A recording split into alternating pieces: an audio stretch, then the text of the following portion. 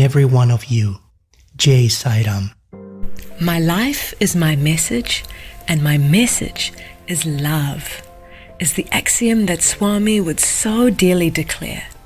Indeed, an all-encompassing love that seeks nothing in return, is ever constant, fully accepting, transcending all barriers of race, religion, nationality, faith, and culture, and appeasing all suffering and despair. From his early childhood and throughout every moment of his life, he showed us the path by living it himself. For, as he would often remind us, we must first be, then do, and only then tell. His unlimited love continues to comfort, nourish, protect, heal, and fill the emptiness experienced by millions from every corner of the world. We begin this segment by listening to accounts of Swami's omnipresence and love in his own nectarine words. The divine discourse will be followed by a beautiful and introspective homage by his dear students, the alumni of the Sri Sathya Sai Institute of Higher Learning, titled Watch. And finally, the Archive Committee offers a loving remembrance of Swami's interactions with his children from all over the world.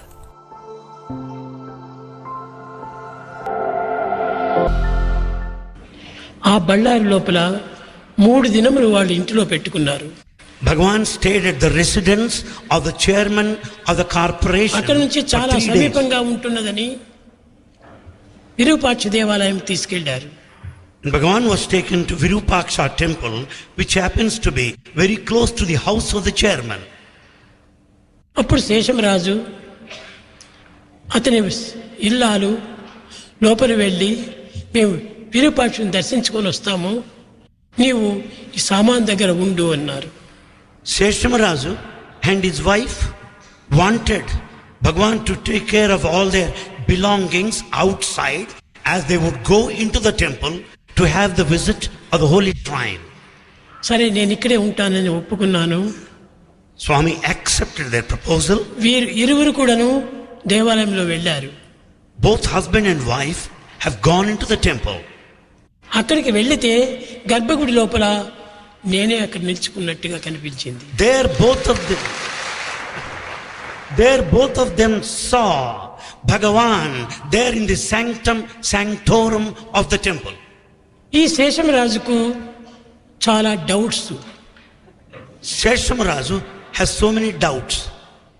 ఏం బయట కూర్చోమని చెప్తే వీడు ఇక్కడికి ఎందుకు వచ్చాడు? How is it that I asked Satyam to stay outside the temple? How is it that I find him తిరిగి inside బయటకు the వచ్చి temple? చూచాడు. And he came out. నేను అక్కడే కూర్చున్నాను. There he saw Swami there. మళ్ళీ లోపల పోయాడు, అక్కడ ఉన్నాను. He went inside. There he saw Swami again. కానీ ఇంకా ఆయన డౌట్స్ పోలేదు. Still he was having doubts. భార్యను బయట పోమన్నాడు. He asked his wife to go outside. నీవు అక్కడ సత్యం దగ్గర ఉండు. You stay with Satyam there outside the temple. సత్యాన్ని కదలనివ్వకుండా చూసుకో. See that Satyam won't move. He will be there only. నేను లోపల వెళ్తానని వెళ్ళాడు. And he said, అక్కడ కూడాను నవ్వుతూ నేను ఉండినాను. And he has gone inside. There he found smiling Bhagavan there. ఈ There in రెండు the కూడాను sanctum sanctorum. మాతోనే వచ్చినటువంటి యొక్క కమిషనర్ రాజు కూడాను చూస్తూ వచ్చాడు. All this was noticed by the commissioner who accompanied them. బయటికి వచ్చిన తర్వాత After coming out, శేషమరాజు చేతులు పట్టుకొని, he caught hold of the hands of Seshamarazu. రాజు, మీరు చాలా పొరపడుతున్నారు. He said, Razu, you are mistaken. ఇతను మీ సోదరుడు కాదు. He is not your brother. కేవలం సామాన్యమైనటువంటి ఒక వ్యక్తి కాదు. He is not an ordinary person. నీవు ఈ వ్యక్తి భావంతో నువ్వు చాలా పొరపడుతున్నావు. Because of his body relationship, you are mistaken. ఇది పెద్ద డివైన్ పవర్ అన్నాడు. This is the divine power, he said. నేనే కోరి వాడని జన్మింపజేస్తున్నాను. Swami has chosen, has desired, he willed that way. ఈమె నా తల్లిగా ఉండాలి, ఈమె నా తండ్రిగా ఉండాలి అని నేను కోరి వాళ్ళకి జన్మనిస్తున్నాను. Bhagavan has decided, willed, so and so should be the father, so one should be the mother. కనుక ఇట్లా సామాన్యమైనటువంటి రీతిగా సాధారణమైనటువంటి యొక్క సంబంధాలతో జన్మించినటువంటిది కాదు ఈ శరీరము. The body has not taken birth in the ordinary mortal way. ఈనాటి వరకు ఎవరికి కూడా ఏ విధమైనటువంటి అపకారం చేయటం లేదు. He has not harmed anybody till this day. ఎప్పుడు కూడా నేను ఇతరులకు మంచి చేస్తేనే నాకు ఆనందము. Bhagavan will be very happy కనుక by నేను helping భక్తులందరికీ everyone. లోకస్తమస్తా సుఖినో భవంతు, So the whole world should be happy is the desire of అందరూ Bhagavan. క్షేమంగా ఉండాలి, All should be happy and అందరూ ఆనందంగా prosperous. ఉండాలి, All should be అందరూ blissful. సౌఖ్యంగా ఉండాలి, All should be ఎవరిని happy. ఎవరు బాధ పెట్టుకోకూడదు. All should live in safety and ఈ security. విధమైనటువంటి ఒక దీంతో స్వామి యొక్క ప్రేమతత్వాన్ని జగత్తుకు చాటుతూ వస్తున్నాను. This has been the principle of love propagated by Bhagavan.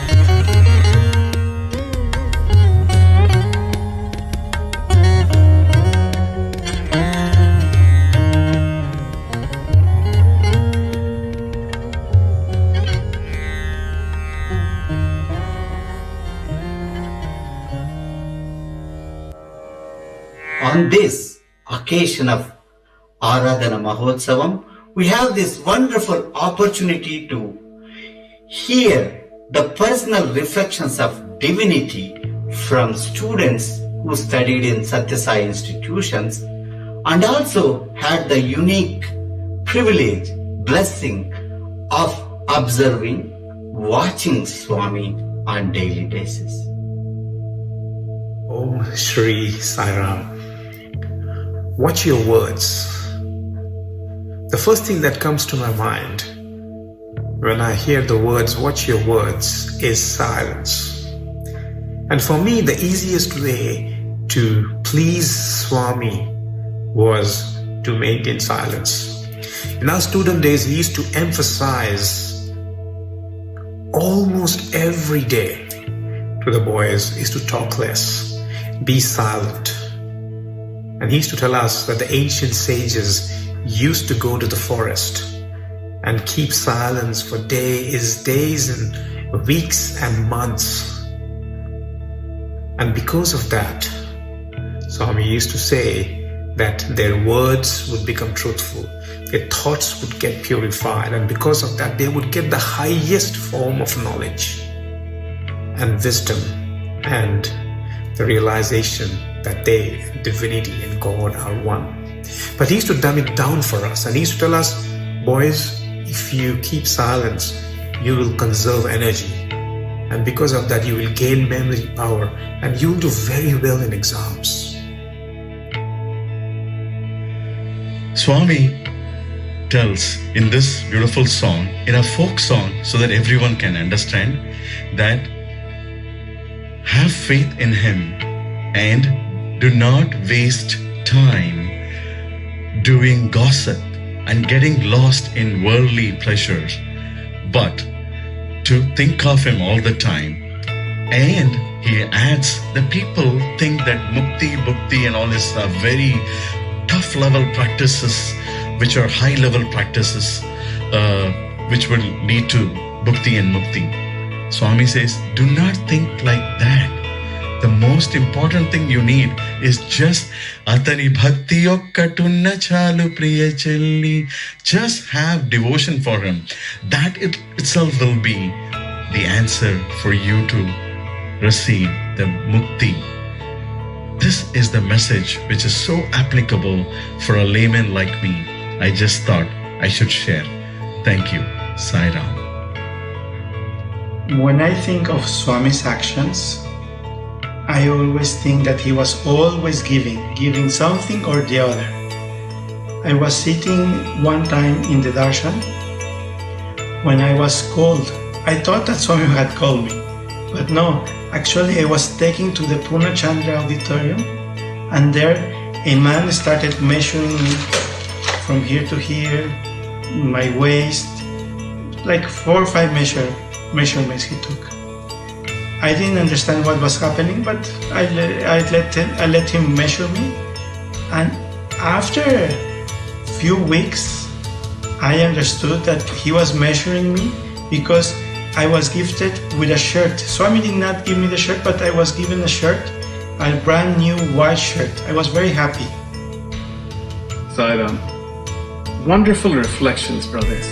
Swami so lovingly instructed us as students, making the esoteric and complex so simple and accessible to us. Coming to watching our thoughts, Swami says, Manayeva manushyanam karanam bandhamokshayo. The mind is responsible for both bondage or liberation, basically emphasizing that watching our thoughts and mind are so key to our very essence and spiritual evolution. As students, Swami would often teach us about watching our thoughts through the lens of self-confidence, ultimately leading to this self-realization. You know, when I was younger, before I was a student at Swami's college, I attended public school in New York. Being one of the few vegetarians in school at the time made me, quote-unquote, very different in my mind, and maybe for some others as well. I went to the extent of trying to downplay my dietary habits during lunch. Fast forward a year, and the next time I visited Parthi, Swami came up to me and said, you must have self-confidence. I was a little overwhelmed and taken aback. It was one of those wait what moments, as Swami would usually speak to my parents and grandfather, and it was the first time that Swami spoke directly to me. This concept of self-confidence took on new dimensions when I became a student. Swami would always bless and fill his students with the confidence to reach new heights in all their endeavors, whether music, studies, or spirituality, essentially making the latent patent, as Swami would say. But most importantly, Swami wasn't teaching us self-confidence just at the outward or physical level, but also at the spiritual level. Swami would gently nudge us from the lowercase s in self-confidence to the capital S by defining self-confidence as the unwavering love for the divinity within, the higher self, to have firm and resolute confidence and conviction that we are all intrinsically divine, and connecting back to our thoughts, thinking all the time that God is in me, I am God. And one fine day, Swami came to the boys before the darshan and said that, boys, I am going to take you now outside to see some of the parts in Kodaikanal. And later, there was a bus waiting after the darshan. We all climbed in, and then Swami also climbed inside, and we were sitting around Swami in the bus. Suddenly, out of the blue, Swami created a Rama's ring, and he was referring that, see, look boys, how big is this ring? It's about 20 to 25 millimeter diameter. And he was trying to substantiate and say how huge and gigantic was Rama actually. Later, he was emphasizing the very important point. It is Swami's way of explaining things to create attention of the young boys and then to say the important message he would like to convey to us. He was saying that, boys, the Ravana, the king, he has learned many sastras. He can play the veena, and he was a big devotee of Shiva. He is great. But very immediately Swami said, but Rama is good, because he was saying that Vakamata, which means one word, and then Vakabana, one arrow, and then Vakapatni, one wife. So he was explaining the importance and giving the example of Rama, emphasizing that how important is one's character. And I cannot help but think back to 1991, where I was so much blessed to be one amongst the 6 students whom Swami selected to be the first 6 employees of what later came to be called the Sri Sathya Sai Institute of Higher Medical Sciences. It was truly an incredible miracle of Bhagwan. I was blessed to be running the heart-lung machine, and I was in the heart operation theatre, and we did 4 open heart surgeries on day 1. But brothers and sisters, it is not just redemption from their physical disease burden that these patients obtained at the Sri Sathya Sai Institute. Their gains go far beyond that. It was that sense of hopelessness, despair and helplessness that they felt at their inability to get the treatment that was so expensive, but which Bhagwan provided them, at no cost whatsoever. And if you go to see, the message of the heart is the message of purification, but it's also the message of expansion. That expansion love that Bhagwan embodied, and that is the message that he gave individuals like me. And we got to see it as insiders of that great temple of healing.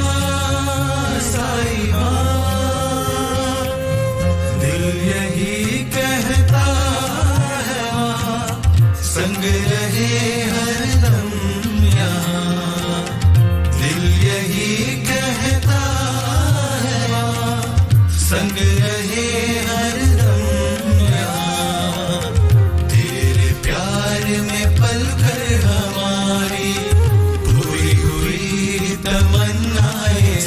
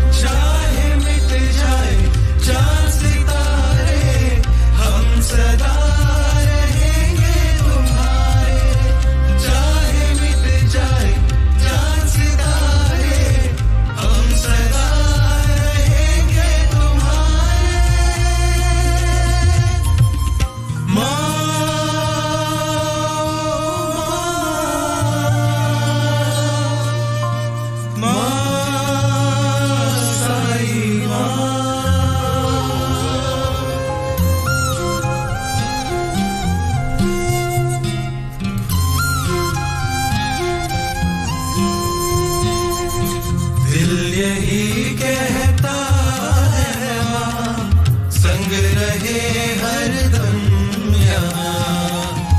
दिल यही कहता है माँ, संग रहे हरदम यहाँ। तेरे प्यार में पलकर हमारी हुई हुई तमन्नाएं सारी। तेरे प्यार में पलकर हमारी हुई हुई तमन्नाएं सारी। Sai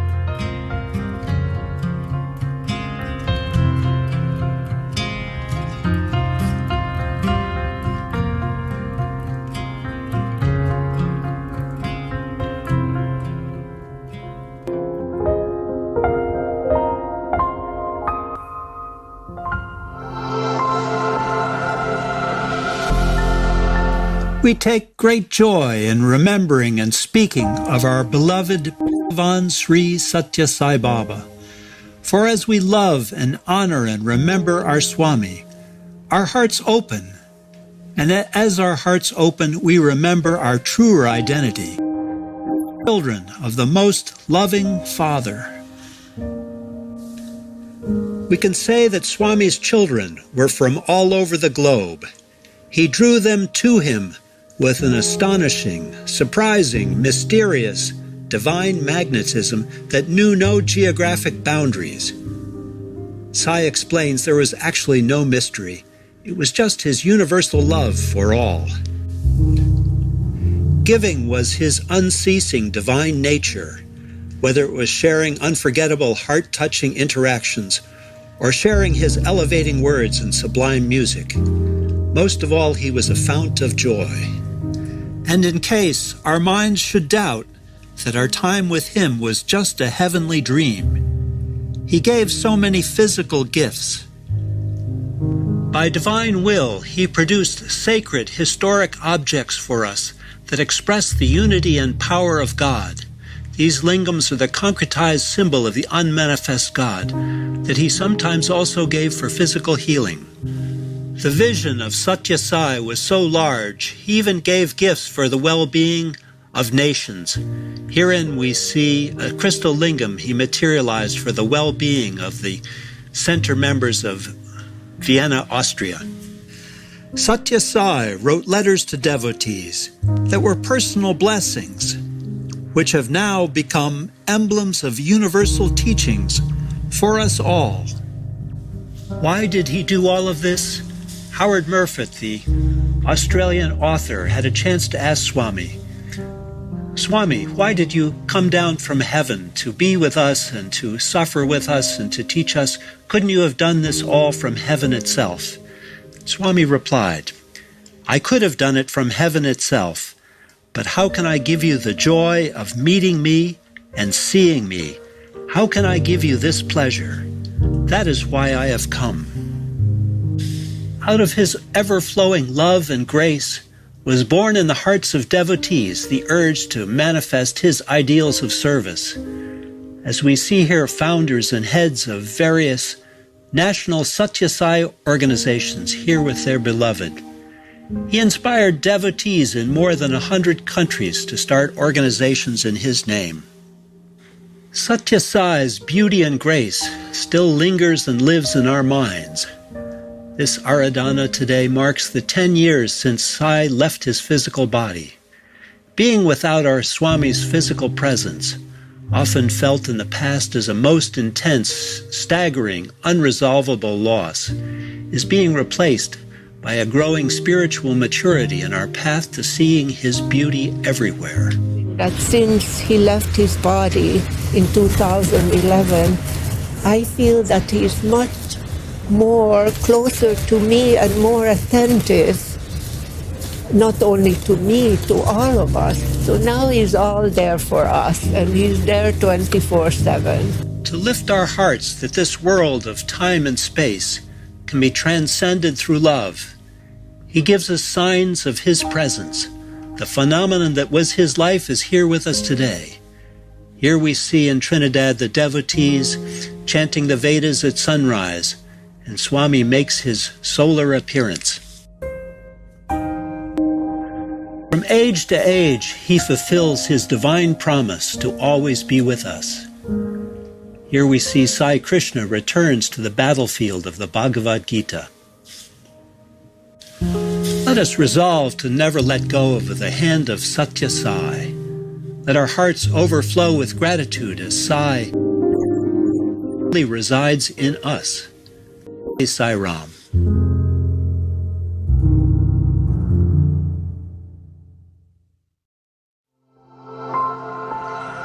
On 17th May 1968, Swami exhorted us to implicitly follow his instructions to attain the summum bonum of life, namely, self-realization. Bhagavan Sri Satya Sai Baba's fundamental message is that absolutely everything, creator and creation, seen and unseen, in essence all, is one, and that oneness is divinity. Therefore, the purpose of our life, he tells us, is to simply experience the underlying unity that exists in the apparent diversity.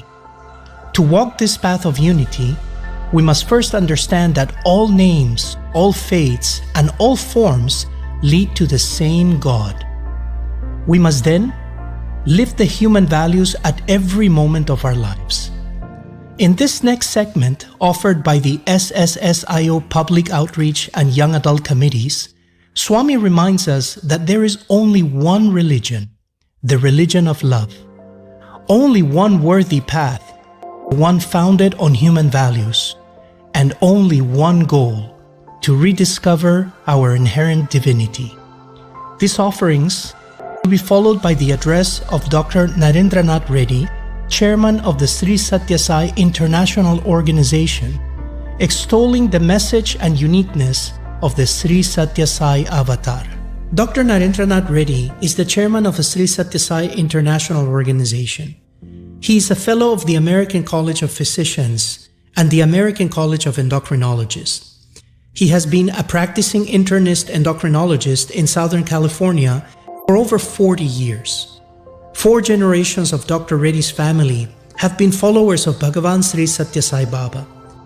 Dr. Reddy and his family have been hosting a Sri Satya Sai Center in their home for over 40 years. Under his inspirational leadership, the SSSIO has been expanding Swami's mission around the world and engaging in spiritual, educational, medical, and charitable activities to serve the needy and protect the environment.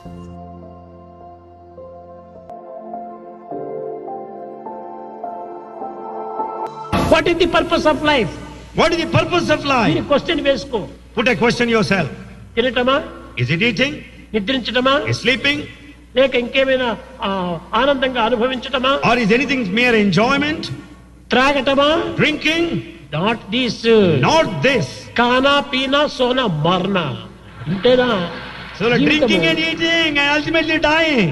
కట్టేపటికి చావటమేనా మన యొక్క ఏం?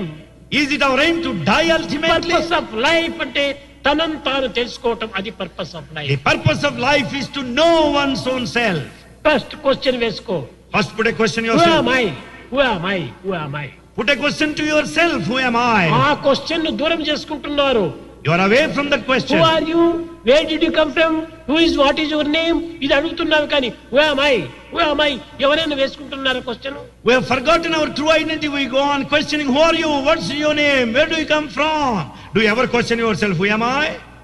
బయట వారు ఏ విధంగా అన్నది who am I? మొట్టమొదటి తనను తాను తెలుసుకోవాలి. Outsiders may say any 1,000 things, but no, who am I? నీవెవరో నీకు తెలుసుకుంటే అతనెవరో నీకు తెలిసిపోతుంది. If you know yourself, you know the other man. I am man. He is also man. I am man, he is also a man. I am God, he is also God. I am God, he is also God. ఇంత సులభంగా తెలిసిపోతుంది. It's quite easy way.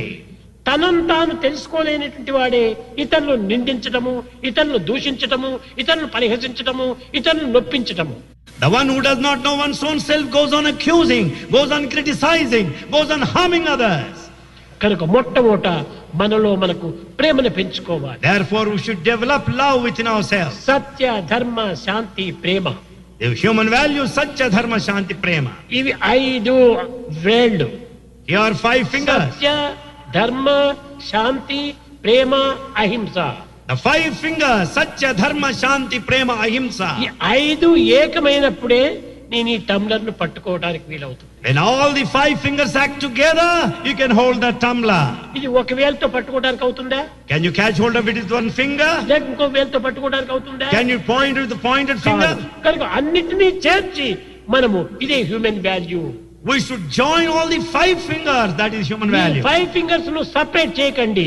Never separate 5 ఈ fingers. 5 fingers కు cooperation ఇవ్వాలి. There should be cooperation among the 5 fingers. Operation. It's only cooperation, not operation. Cooperation కావాలి. Cooperation is needed. ఇది సరైనటువంటి ధర్మము. This is true dharma. ఈ విధమైనటువంటి ఐకమత్యమే మానవుని యొక్క జీవితం. The unity is true human life. ఈ ఐకమత్యమే మానవ జీవితానికి ఒక గమ్యము. The unity is the goal of life. అప్పుడే దివ్యత్వానికి ఒక చేరిక. That ensures unification with the divinity. కనుక అందరూ ఐకమత్యంగా ఉంటుండాలి. Therefore all should be united. అందరూ ఒక జీవిత సమస్యను మనం పరిహారం చేయాలి. We should also solve the problem of life. పిల్లలను మనం పెద్దగా పెంచి వారిని సరైన ఆదర్శవంతమైనటువంటి దేశ నాయకులుగా తయారు చేయాలి. We should rear our children and see that they'll be ideal leaders of this country. ఇంటిలో వంటిలో ఎక్కడ చూసినా ఈ యొక్క హ్యూమన్ వాల్యూను వాళ్ళకి చెప్పాలి. So we should tell the human value either at home or outside.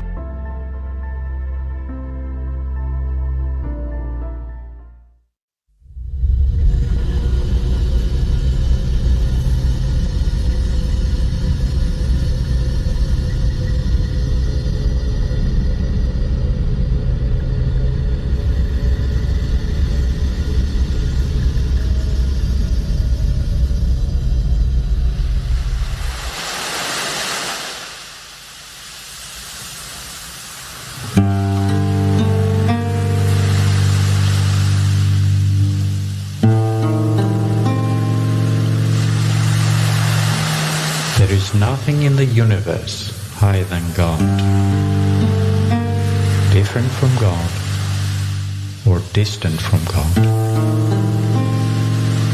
God shines in and through everyone, whatever be the creed, the color, the tribe, or the territory. There is nothing except God.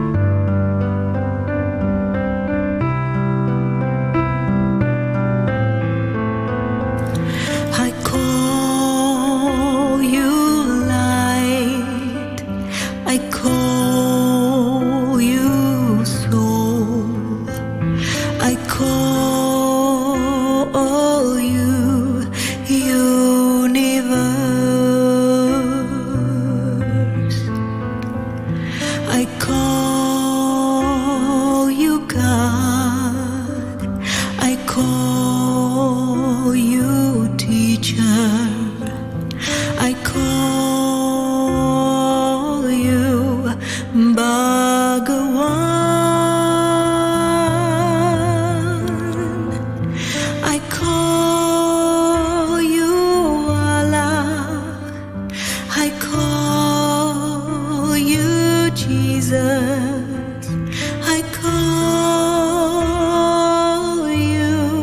Brahma.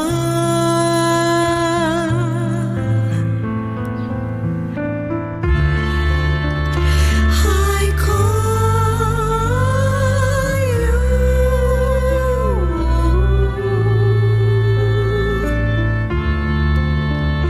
I call you.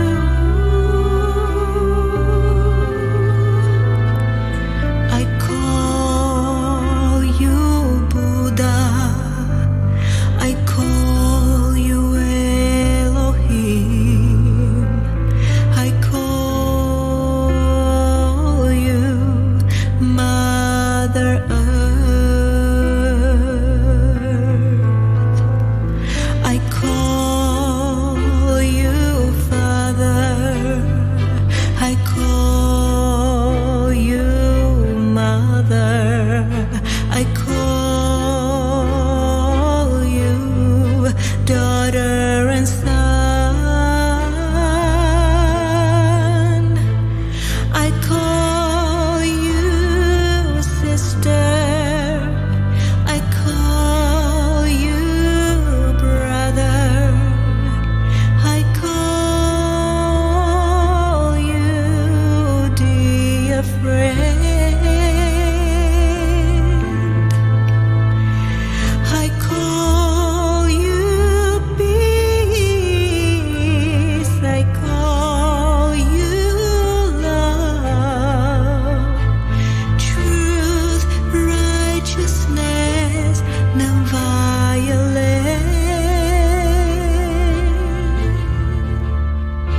I call you.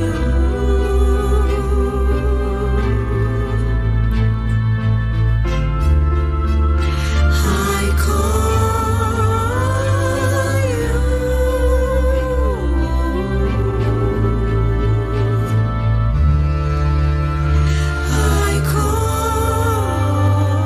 you.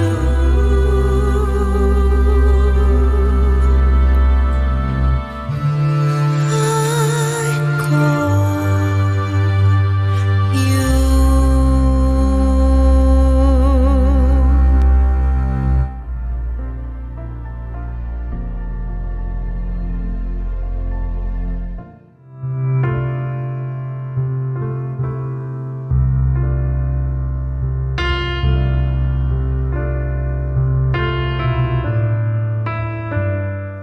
Peace is running inside.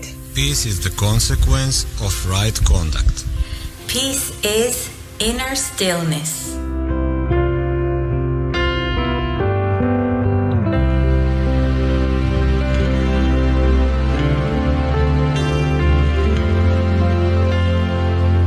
Peace is love.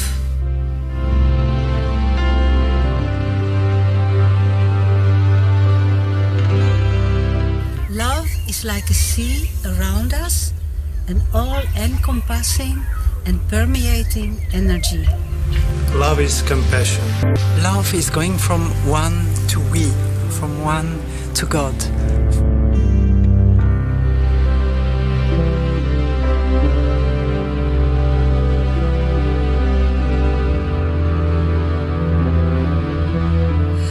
Love is non-violence.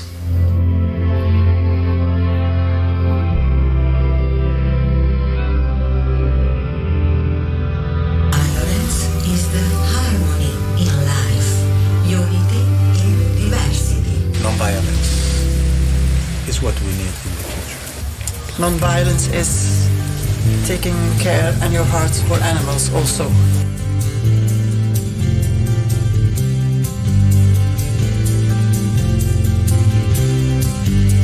Non-violence is right conduct.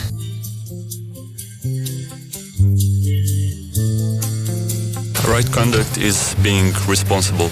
Conduct is to be honest with all the mankind.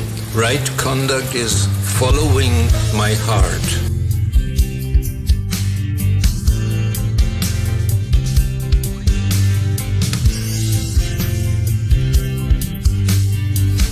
Right conduct is truth.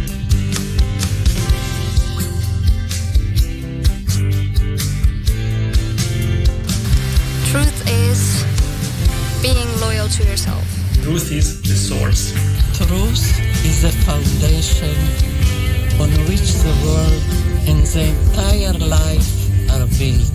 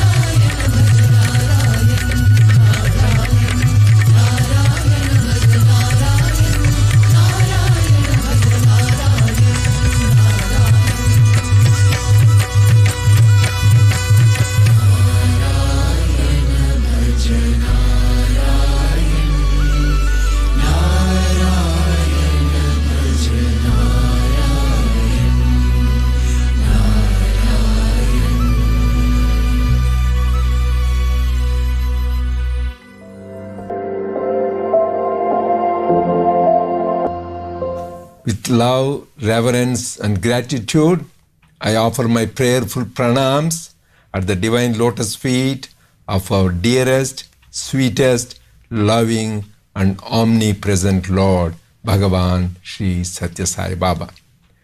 Dear brothers and sisters, loving Sai Ram to all of you, today is the Aradhana day, specially dedicated for the adoration and worship of our Lord Sai, and express gratitude to him for the love, blessings, and grace he showered on us all these years and continues to do so.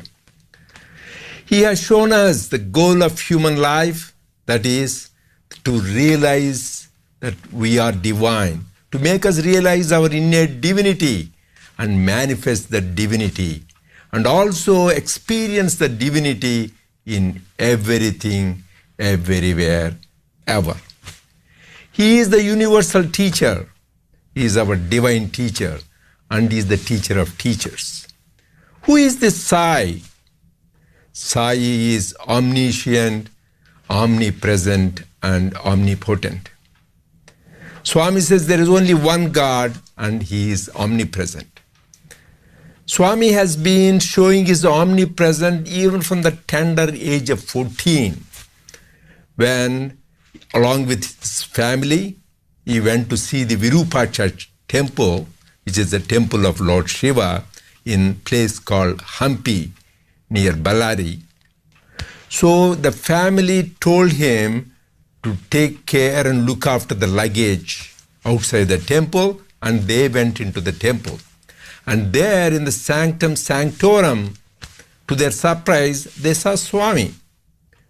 So the elder brother, Shesham Raju, was puzzled. He came out and saw, and Baba was still standing outside next to the luggage. So he told his wife, keep an eye on him and be with him. Then he goes back into the temple and again sees, what does he see in the sanctum sanctorum? It's our sweet Lord Sai with beautiful smile in the sanctum sanctorum. When he comes out, he was puzzled.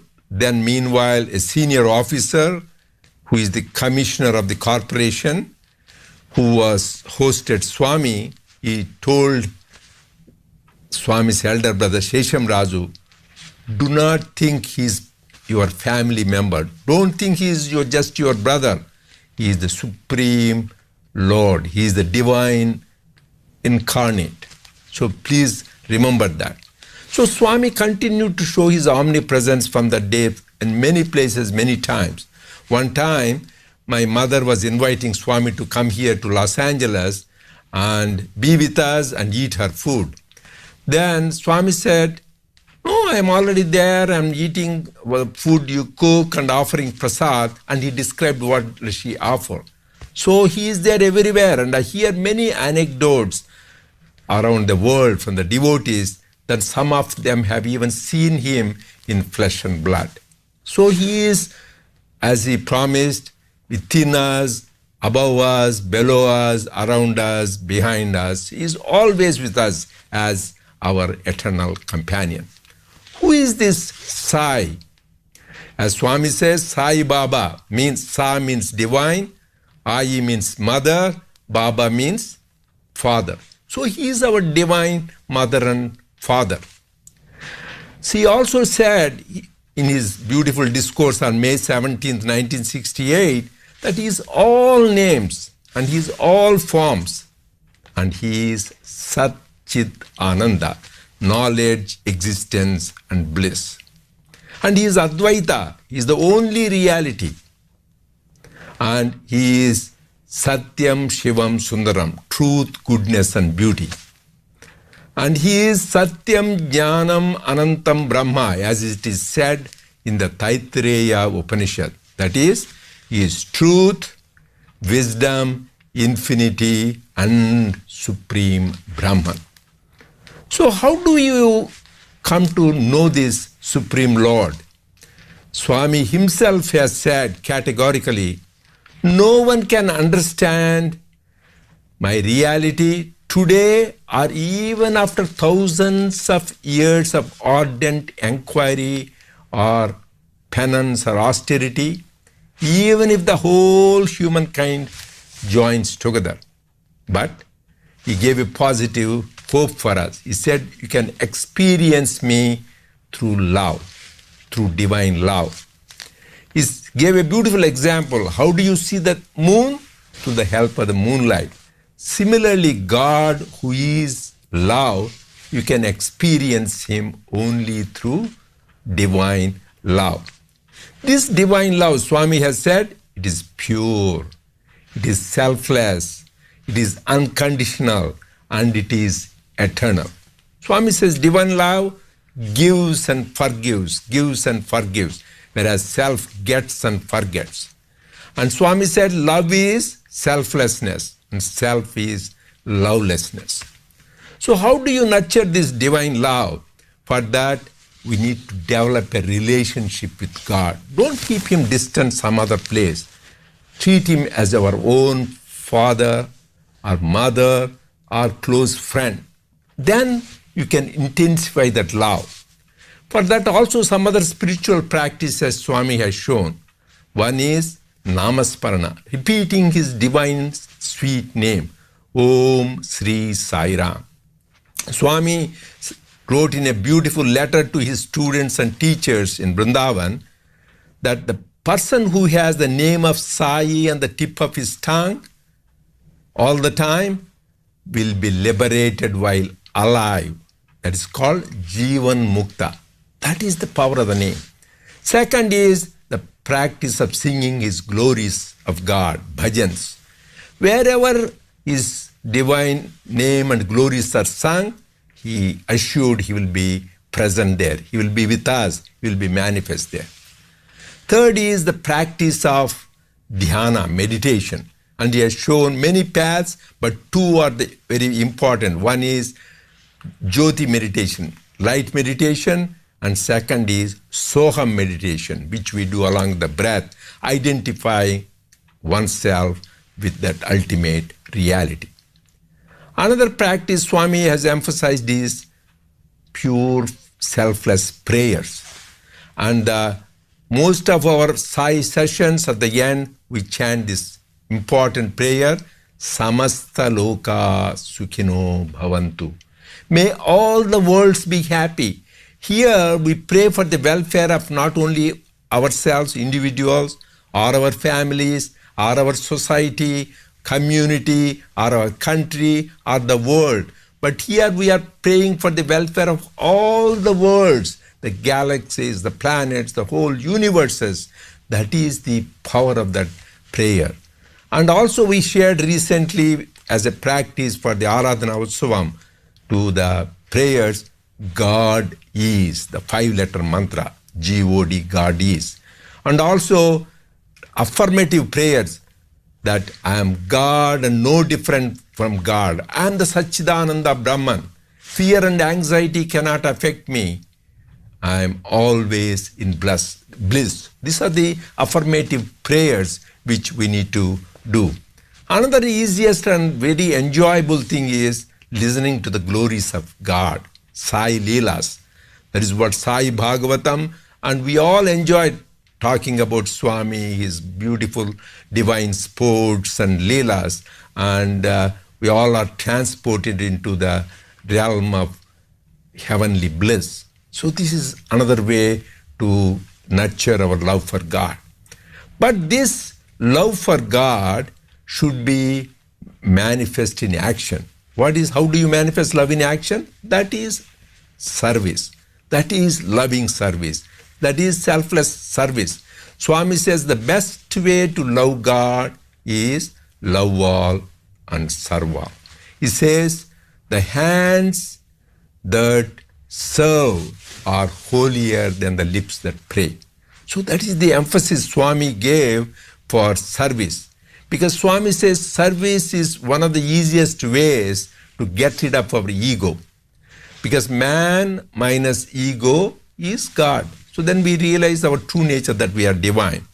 And also selfless service helps to get rid of all our impurities.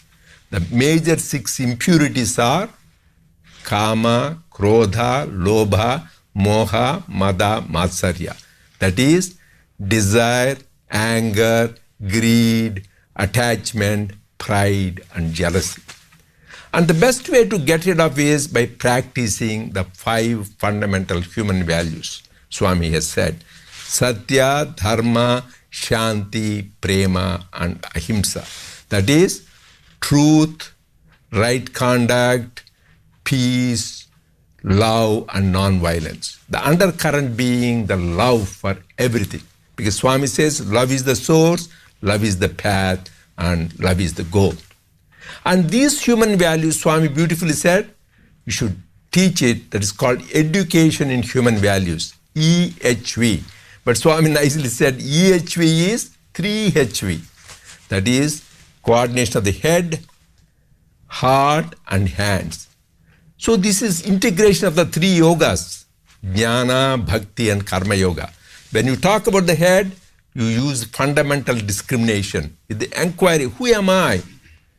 Am I this body? Am I this intellect? Am I this mind? Who am I? Then finally, in the path of self-inquiry, we'll realize I am the Atma. Or the path of bhakti, the heart, develop the heart, make it full of love and compassion. So that is bhakti yoga, that will also reach to the same goal. And the third is developing the hands. Hands to serve anybody in need. Serve all the humanity, not only the humanity, birds, bees, animals, even trees, the whole creation, because every atom and cell in the creation is permeated by the divine. So we should try to serve everything, everywhere and ever. Then you get rid of all the impurities. Then become pure. Once you have purity, as the Lord Jesus said, blessed are the pure in heart, for they shall see God. And Swami said, purity is enlightenment. Once we are completely pure, we will experience the divinity and we are enlightened. So I pray to Swami on this special day to bless us so that we attain the goal of self-realization in this very lifetime by sincerely and faithfully following his teachings completely, immediately, and implicitly in our daily life. Samasta loka sukhino bhavantu. May all the worlds be happy. Jai Sai Ram.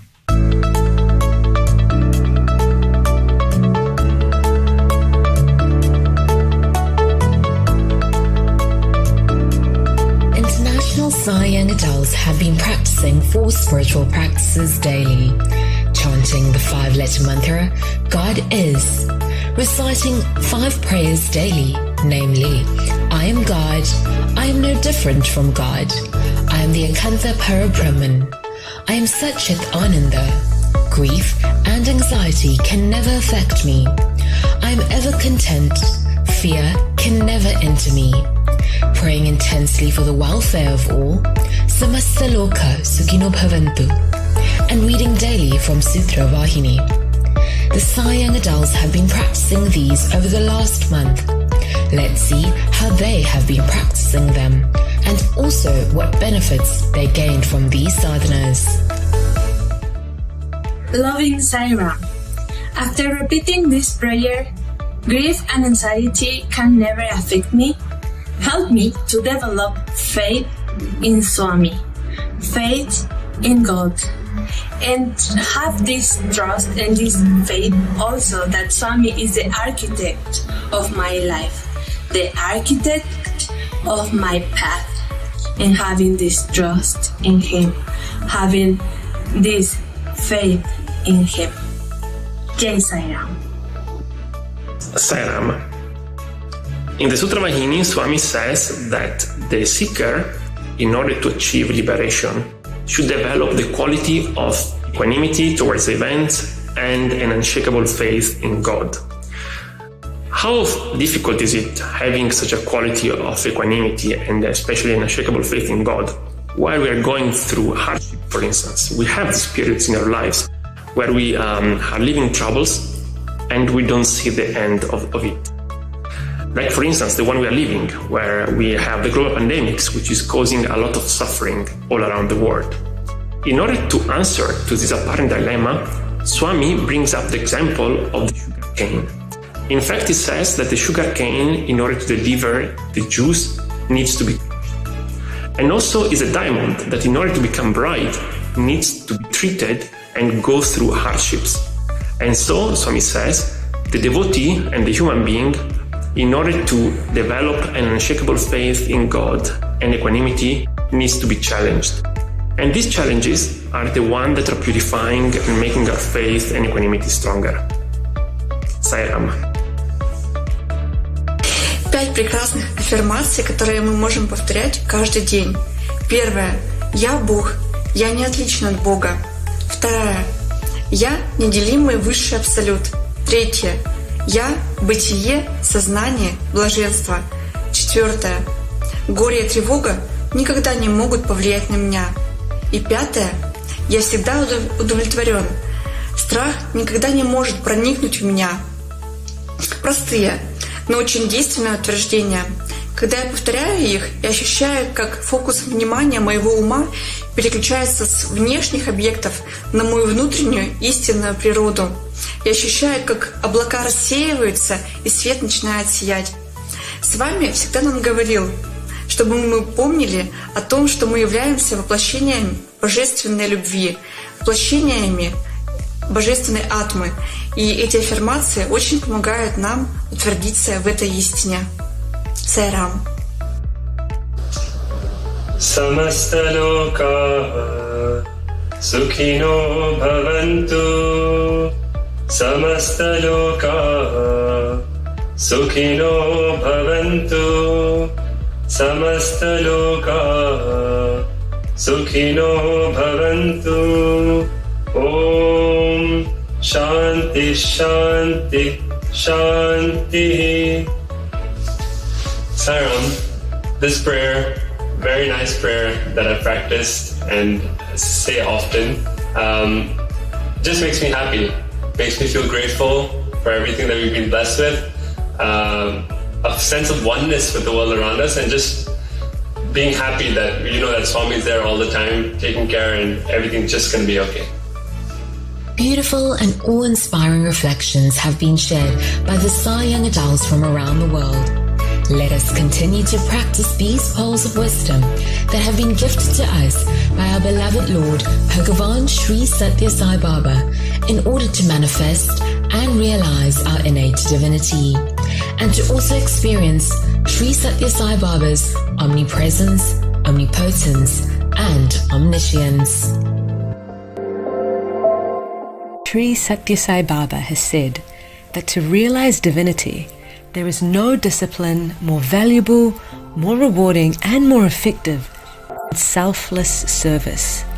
Indeed, it is the royal road in the spiritual journey, since, as he would often remind us, service to man is service to God.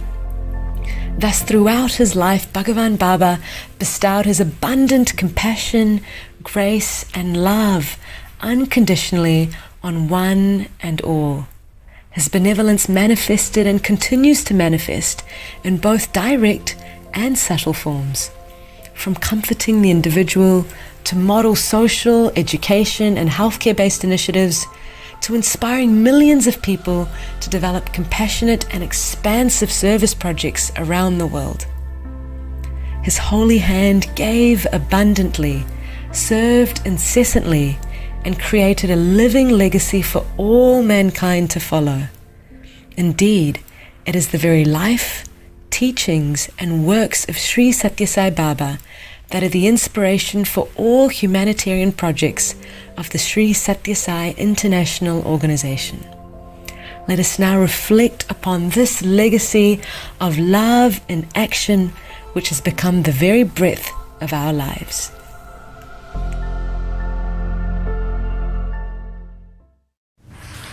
The Sri Satya Sai International Organization is involved in numerous humanitarian service activities in 120 countries around the world.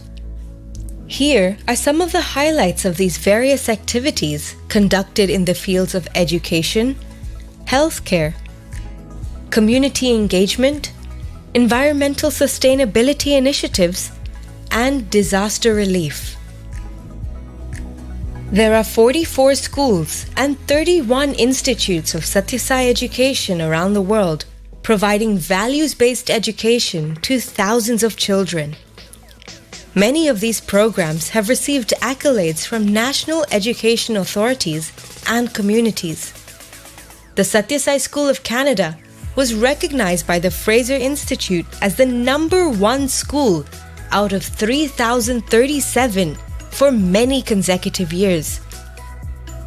The Institute of Satya Sai Education in Thailand has trained over 10,000 teachers. 100,000 educators and community service professionals have received human values awareness education by facilitators from the Institute.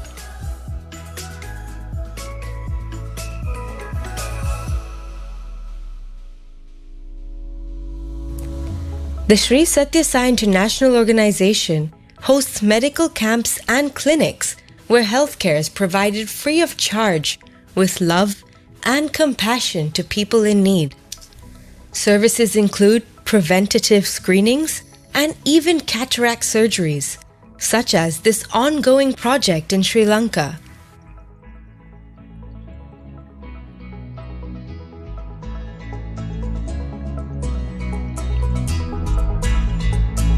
During the present COVID-19 pandemic crisis, health education programs, stress alleviation support, and PPE supplies along with food, water, and medical supplies are provided to the needy.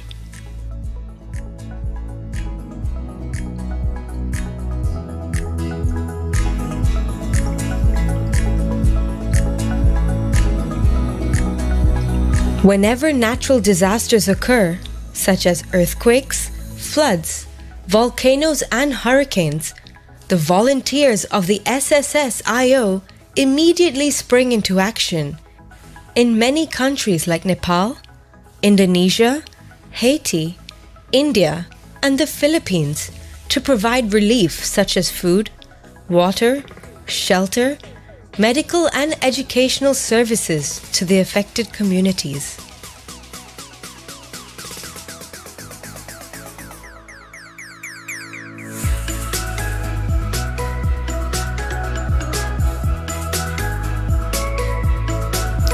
In response to recent famine and food shortages in Africa, volunteers organized 11 shipping containers, each carrying 19 tons of food items, and distributed supplies to over 27,000 affected families in 11 countries. In addition, Satya Sai units in South Africa, Kenya, Madagascar, and Cameroon have also been addressing food needs as part of their ongoing service to the community. About 160 communities in 40 countries are adopted by the SSS-IO for ongoing service to the needy. In Trinidad, Haiti, and other Caribbean countries, hundreds of volunteers from the Sri Satya Sai International Organization have built over 400 prefabricated homes. Each home includes necessary kitchen appliances and furnishings and is given free of cost to an appreciative family and are built in a record time of 3 days. About 160 communities in 40 countries are adopted by the SSS-IO for ongoing service to the needy. Following the Go Green conference held in 2018, the SSS-IO launched numerous green initiatives worldwide. Projects include alternative and renewable energy such as solar and wind, gardening to distribute food within a community, numerous cleaning up projects for areas such as beaches, reforestation via tree plantings on a massive scale, repurposing and recycling plastics via eco-initiatives such as eco-bricks,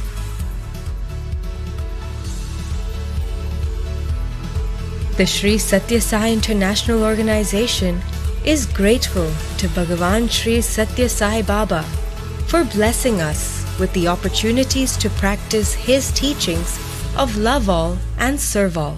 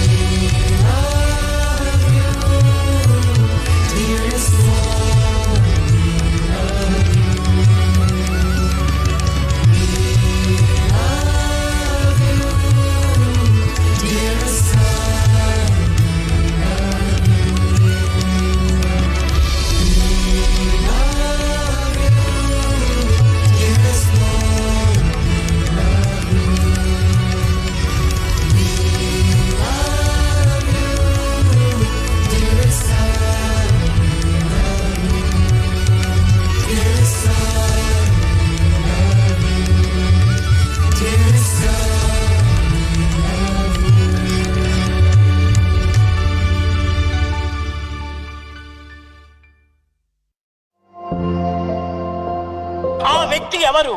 Who is that individual? ఆ వ్యక్తి అందున్నటువంటి శక్తి ప్రేమనే. It is the individual who has got the strength of love. జగత్తన్నిటిని కూడా ఏకంగా చేస్తుండాలి. It is the power of love that unifies the world. ఇన్ని వేల మంది ఇక్కడ ప్రవేశించడానికి కారణం ఏమిటి? What is the reason for thousands assembling here? ప్రేమనే దీనికి మూల కారణము. It is the love that is the main cause. ఈ ప్రేమనే లేకపోతే మీరు ఇంత దూరం రావడానికి వీల్లేదు.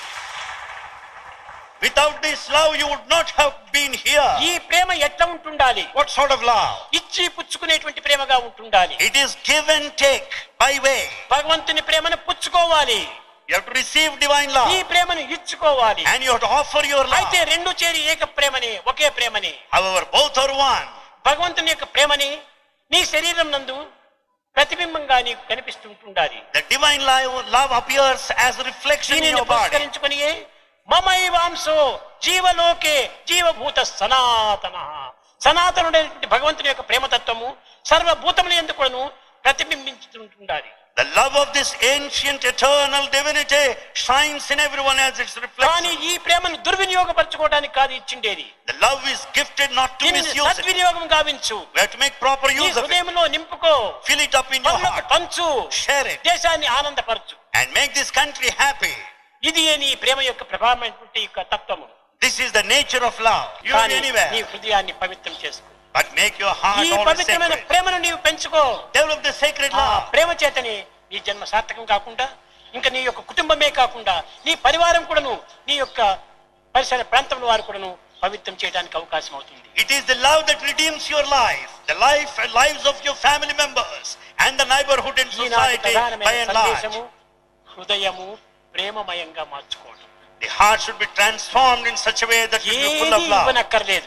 You don't need to offer. మీకు తెలుసు ప్రశాంతిలో ఒక పుష్పము ఒక కొబ్బరికాయ కూడా దీంట్లో అలౌ చేయము. In Prashantilayam you are not allowed to offer a flower or a coconut. మేము ఇక్కడ ప్రవేశపెట్టము. No, nothing is allowed here. కానీ ఒక్క ప్రేమకు మాత్రమే ఇక్కడ ప్రవేశం ఉంటుంది. There is entry for love.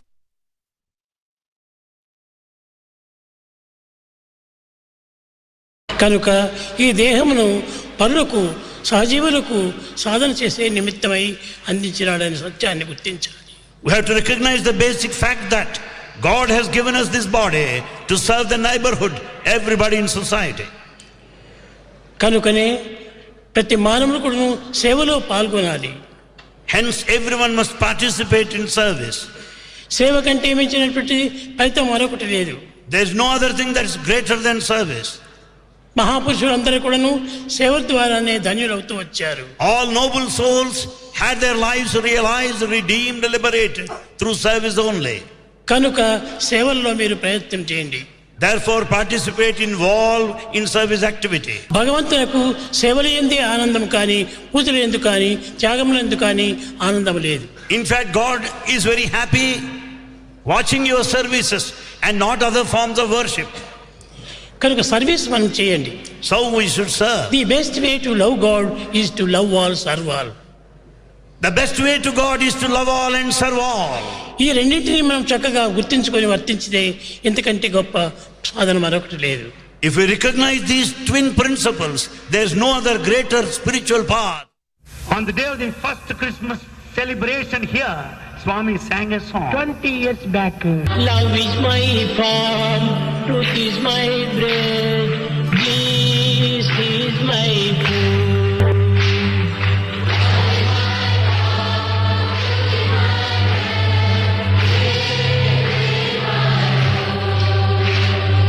Love is my form, truth is my bread, bliss is my food.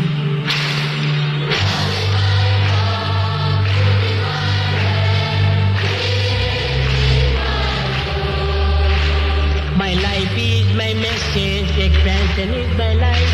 My life is my message. My life is my message, expansion is my life.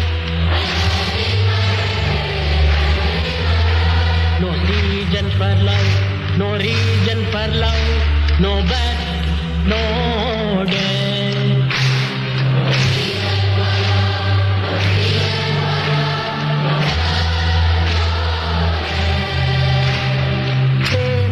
Satya Ananda, Shanti Satya Ananda.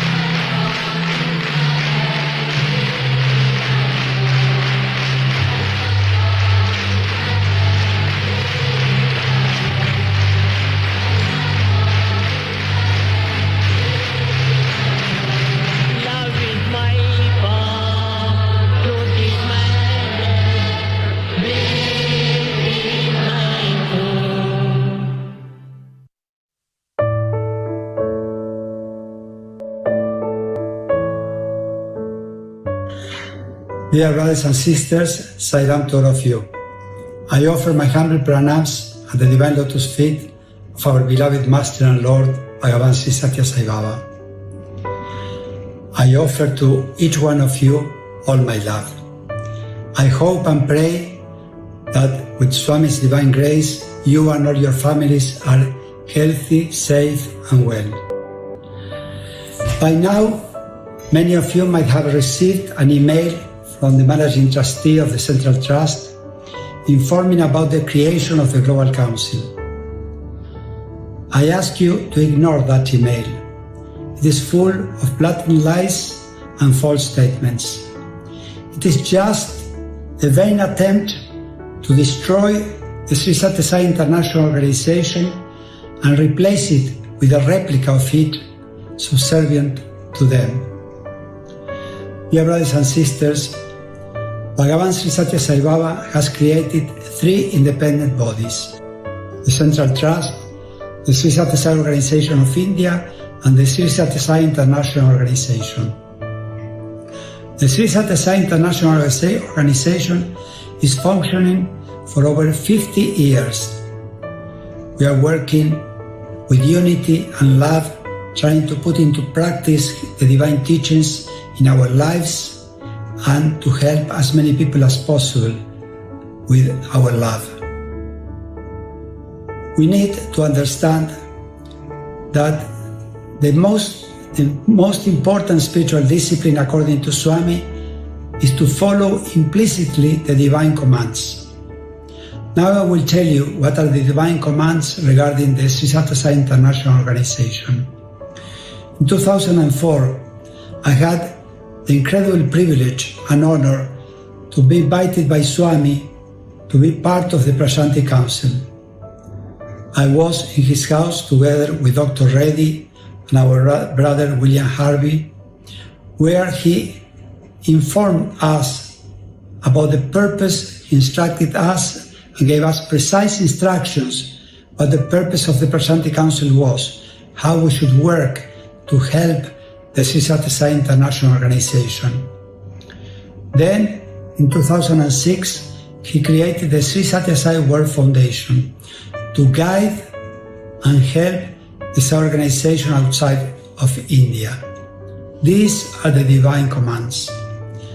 So I urge all of you not to join the Global Council, because this will imply disobeying the divine instructions. Swami has been always with us, he is with us, and he will always be with us. We are all witnesses of how the Sri Satya Sai International Organization is flourishing, is growing in quality and quantity, and what amazing programs we have.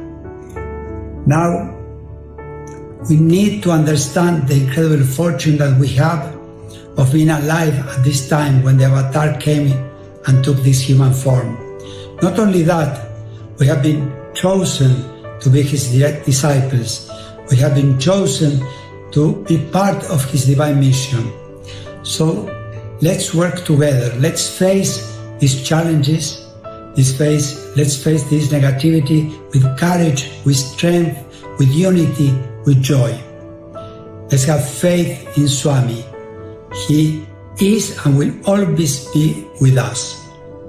Dear brothers and sisters, I welcome you to participate in the following Akanda Gayatri, and I hope I will have the opportunity to be with you in many more global programs organized by the Sri Satya Sai International Organization.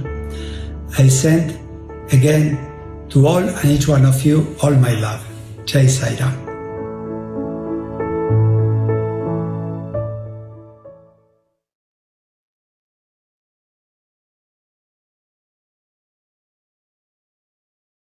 అందుకోసమని చిన్న చిన్న పిల్లలకు గాయత్రి మంత్రోపదేశం చేయటంలో మరొక అంతరార్థం కూడాను లేకపోలేదు.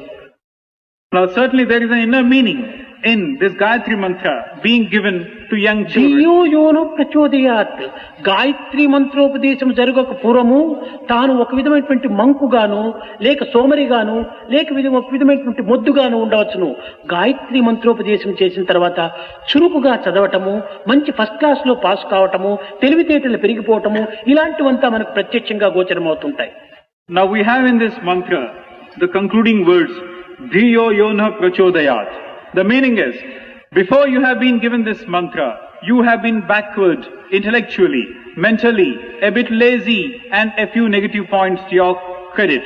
But after you have been given this mantra, you have become sharper by the intellect, you have become more zealous, more enthusiastic, and certainly smart, and you certainly qualify to get better marks, better ranks, and first classes in what. సూర్యోదయమునకు పూర్వము ఏ విధంగా కూడా నువ్వు చిమ్మ చీకటి కమ్మి ఉంటుండునో ఆ విధంగా మనకు ఈ గాయత్రి మంత్రోపదేశమునకు పూర్వము మనకు అజ్ఞానాంధకారం అనేటువంటిది చీకటి కప్పి ఉంటుంటాది. Before the rise of the sun in the morning, everything is enveloped in darkness. Even as the rays of sun shoot up, this darkness is dispelled. So also, as you have been given this mantra, the darkness of ignorance is dispelled.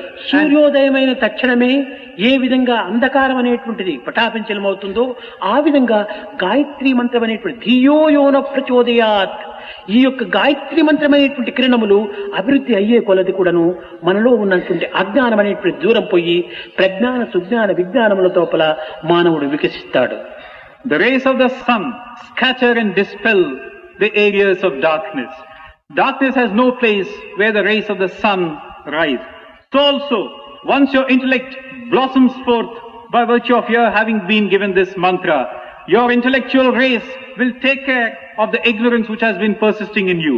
Drive it away, drive it aside, and endow you with intelligence, with a lot of capacity to do things, and you certainly a sense of fulfillment. నేటి నుంచి ఈ పిల్లలు గాయత్రి మంత్రమును 2 వేళల కూడాను ఉచ్చరించి మంచి గుణవంతులు, విద్యావంతులు, తెలివితేటలు గల వారిగా అభివృద్ధి అయి భారతదేశం నందు ఆదర్శవంతమైనటువంటి మూర్తులుగా రూపొందుతారని నేను ఆశిస్తున్నాను.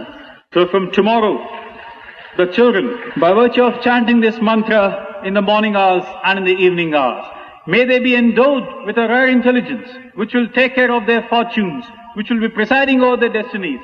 They would become highly qualified. They would become model citizens, ideals, so that the future of the country would be safe in their hands.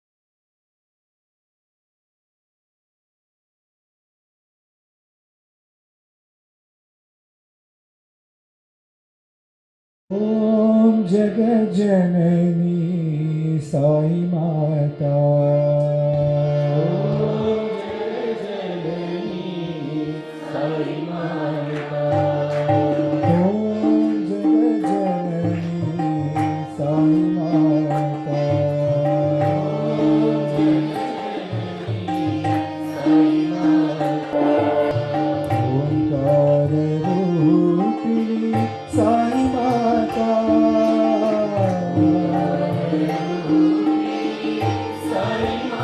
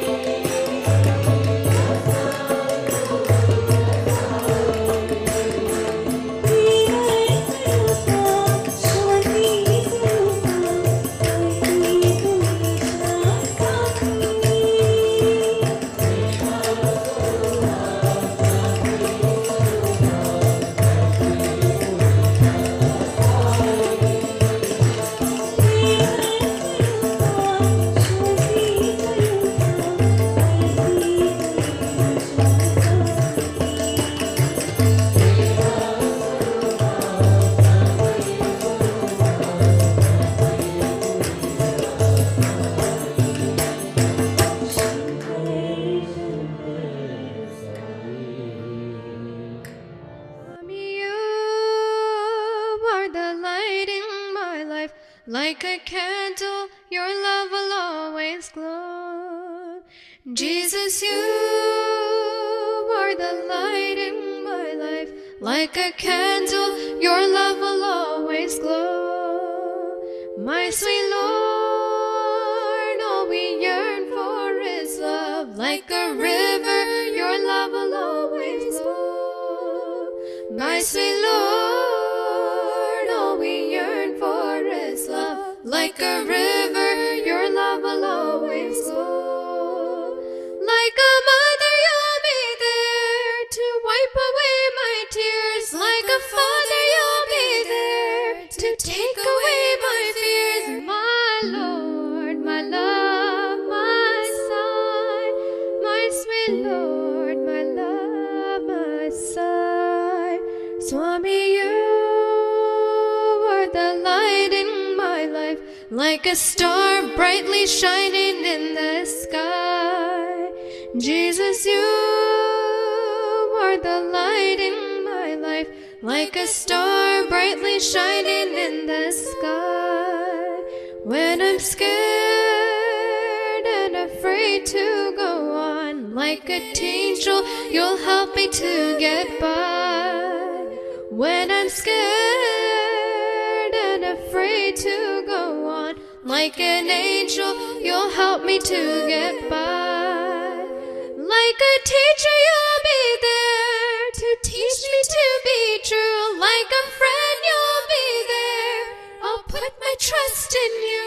My Lord, my love, my sigh, my sweet Lord, my love, my sigh, my sweet Lord, my love, my sigh, my sweet Lord, my love, my sigh.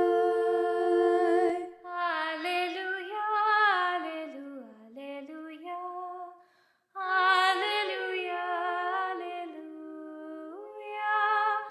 hallelujah, hallelujah, hallelujah, hallelujah,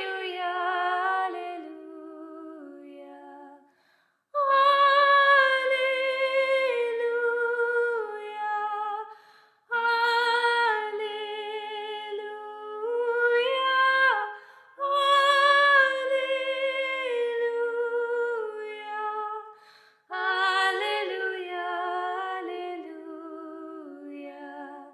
Lord, we are one, we are one, we are one.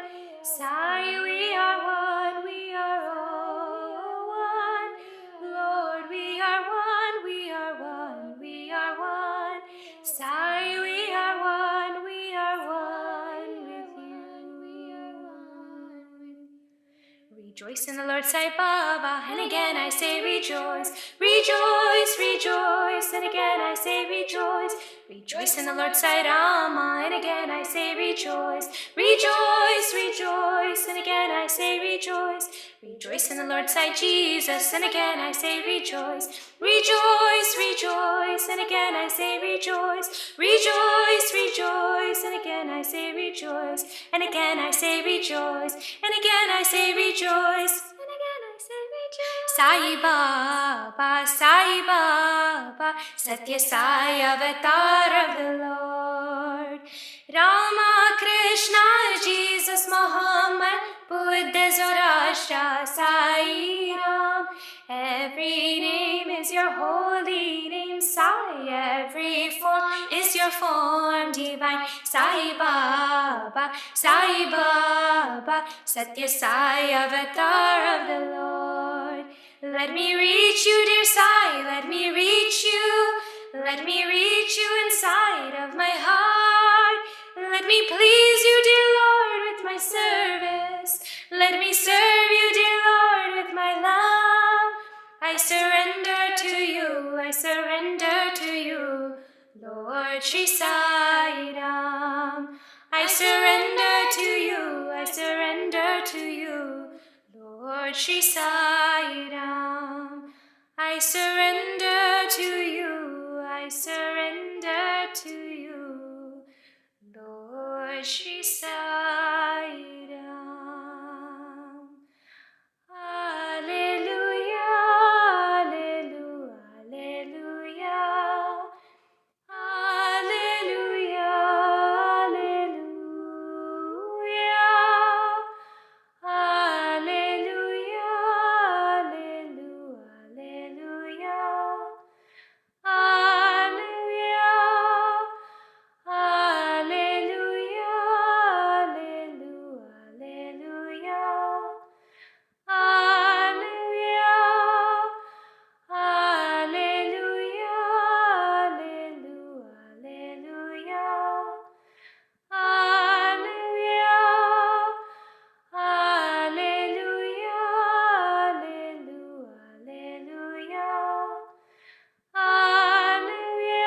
ॐ श्री साई योगीश्वराय नमः। ॐ श्री साई योगीन्द्रवन्दिताय नमः। ॐ श्री साई सर्वमङ्गलकराय नमः। ॐ श्री साई सर्वसिद्धिप्रदाय नमः। ॐ श्री साई आपन्निवारिणे नमः। ॐ श्री साई आर्तिहराय नमः।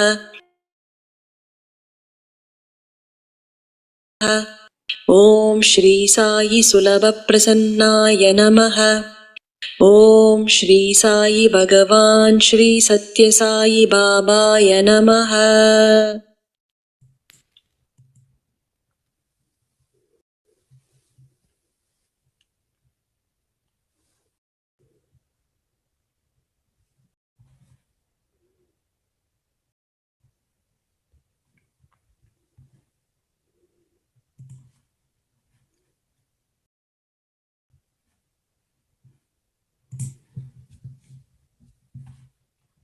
Om Shri Sai Ram, offering my prayerful pranams at the divine lotus feet of our most beloved Bhagwan. Respected elders, brothers, sisters, and dear children, Sai Ram and greetings on this most auspicious and sacred occasion of our beloved Bhagwan's 10th Aradhana Mahotsav. When the Prashanti Nilayam building came up, the old devotees who were there felt that a transition was occurring. They felt that the intimacy of the Pata Mandiram, the old Mandir days, was coming to an end because the number of devotees was steadily increasing. So one of them made bold and went to Swami and said, Swami, you are saying that in the days to come, thousands of devotees would be coming to Prashanti Nilayam. But Swami, how will they feel this close to you the way all of us do? And our Bhagavan smiled and replied, Ee Prashanti Nilayam Pranganamulo Kurchoni Swami Katalu Cheptuntaru. Meaning, sitting here in the precincts of Prashanti Nilayam, they will narrate stories and leelas, mahimas of Swami, and that is how they will feel close to me. Though we are physically many, many miles away from Prashanti Nilayam, we are gathered online this morning for this same reason, isn't it? To hear about Swami's glory and feel close to him. Today we are very fortunate to have amidst us Mrs. Shamantakamani Bhashyam, who's joining us live from the city of Ontario, Canada. Mani Auntie, as she's lovingly called, has been in the Sai fold for 75 golden years. She was blessed to interact with Swami and witness his divine leelas and mahimas from close proximity. Auntie has composed and rendered several devotional songs and bhajans in Bhagwan's divine physical presence, including the Vibhuti Mantram that is offered in Sai centers all around the world. Sai Ram Mani Auntie, a very warm welcome to you. Can I please request you to begin today's sharing with a song from the golden years? Sai Ram. Sai Ram.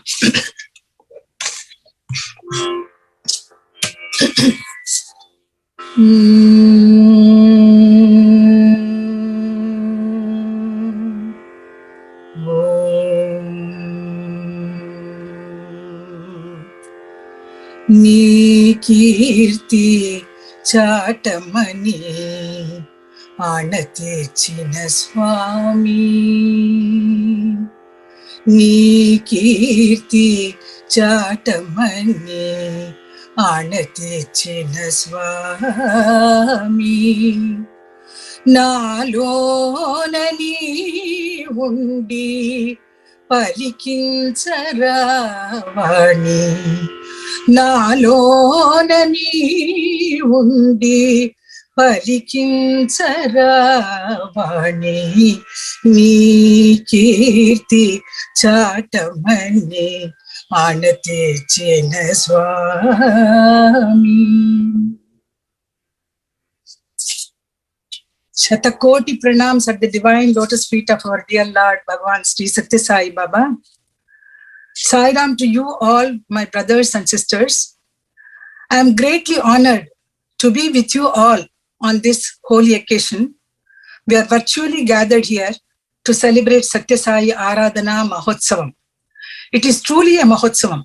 It is truly a celebration of Swami's life, his glory, his mission to transform millions of hearts with his incredible love and affection. 10 years ago, Swami decided to leave this physical frame, entering into eternity, indicating that we cannot limit him to that form, but he is that universal consciousness which pervades here, there, and everywhere. He has not gone anywhere. He is very much here with all of us, provided we have that insight into experience him. Once a devotee asked, it seems, to Swami, Swami, how can we express our gratitude to you? You have shown us our life's purpose. You have shown us the right path to rediscover our divinity. Swami replied, it seems, don't try to understand me, experience me and derive joy. So our sincere prayer to him today and always to keep us all at his lotus feet, and let us all become his instruments to spread that divine love. Sai Ram. What an uplifting message to begin this session with, Auntie, that Swami is still very much with all of us and that he has not gone anywhere. Bhagavan would say, Anubhavinchu, Anandinchu, experience and enjoy this divine bliss. So, Auntie, you have had 75 years of association with the divine. Can you share how you came to Swami and when it was that you came to Swami's fold? In the year 1946, Swami was visiting Bangalore. One of our close neighbors, he was visiting their home. We came to know that some Swamiji is coming. So simply out of curiosity, our family went there. My cousin was also with me. So when we were sitting, Swami came and then sat in his chair. And then he just looked at all of us and then said, is there anyone who can sing songs? So myself and my cousin, we were learning music from our teacher. So immediately I raised my hand. Swami said, okay, pad. So the first song what I sang, I just would like to say a few lines so that you will get. Tallani sadiru kandya talumanave. Tallani sadiru kandya talumanave. Ellaranu salahuvanu idake samshaya beda. Tallani sadiru kandya talumanave. Betada tudiyalli huttisuva ವೃಕ್ಷಕ್ಕೆ ಕಟ್ಟೆಯನ್ನು ಕಟ್ಟಿ ನೀರೆರೆದ ಯಾರೋ ಹುಟ್ಟಿಸಿದ ಸ್ವಾಮಿ ತಾ ಹೊಣೆಗಾರನಾದ ಮೇಲೆ ಗಟ್ಟಿಯಾಗಿ ರಕ್ಷಿಪನು ಇದಕ್ಕೆ ಸಂಶಯ ಬೇಡ ತಲ್ಲಣಿಸದಿರು ಕಂಡ್ಯ ತಾಳು ಮನವೇ. The gist of the song is, Swami always used to say, why fear, I am here. So this is the same thing what this song says. Don't, oh mind, don't get agitated about anything. I am there to take care of you.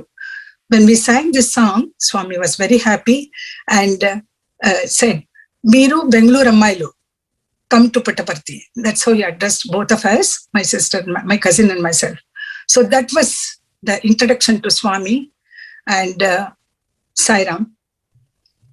So your introduction to Swami, the Nada Lola, the Nada Brahman himself, was through devotional music. How beautiful.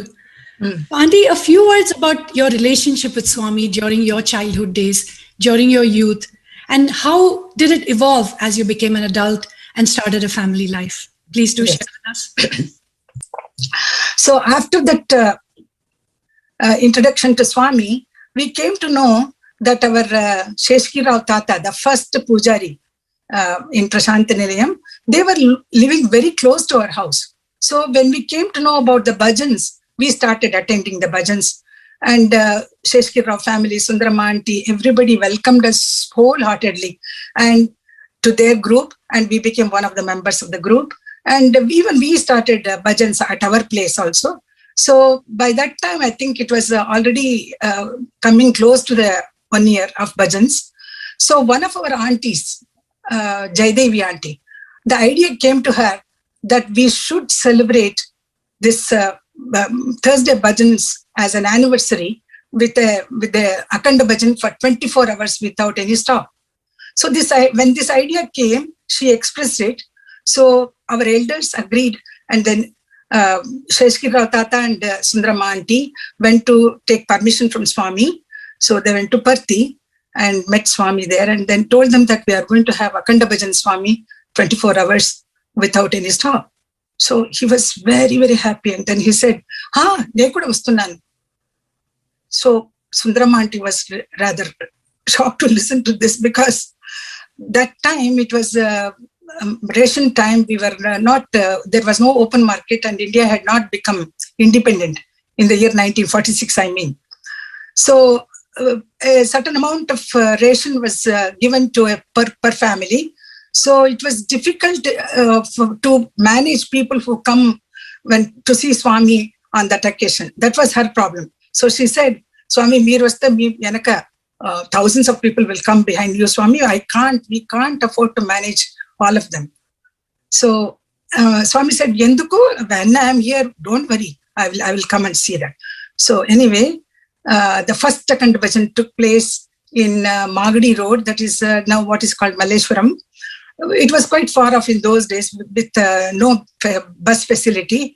So when we were planning to have a venue there, so we had to reach there also. So Ranjot Singh, the IPS officer, I think at that time, he offered his vehicle to take us all to the venue, and Bangalore florists came to decorate the whole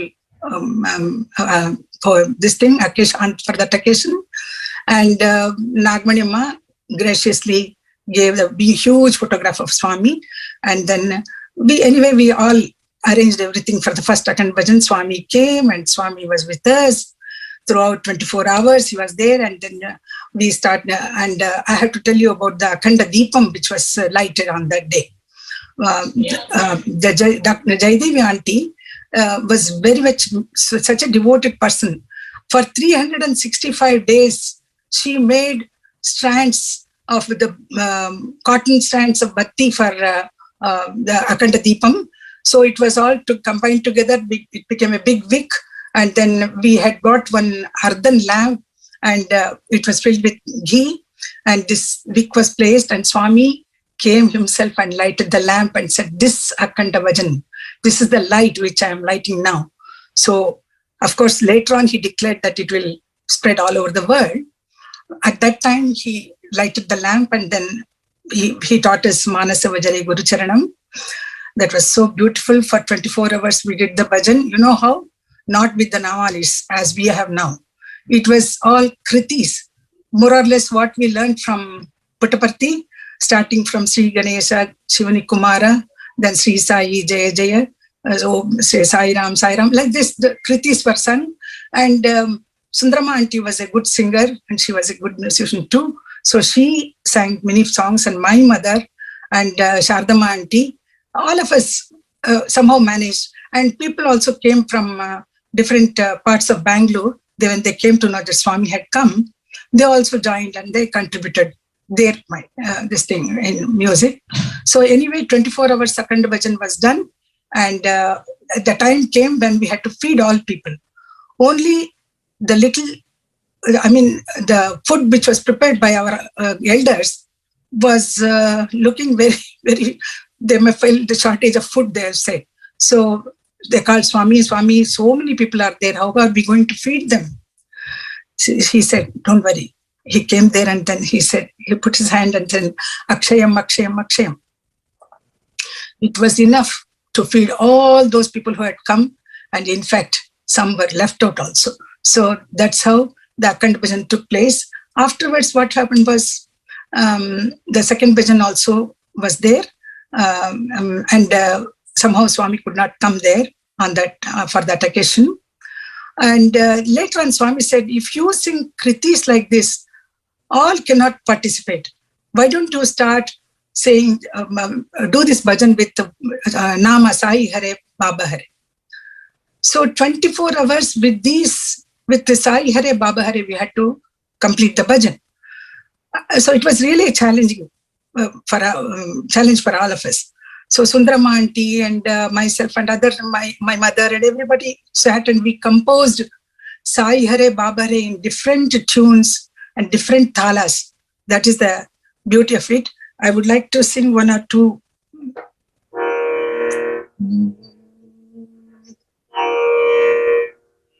Sai Hare Satya, Sai Hare, Sai Hare Satya, Sai Hare.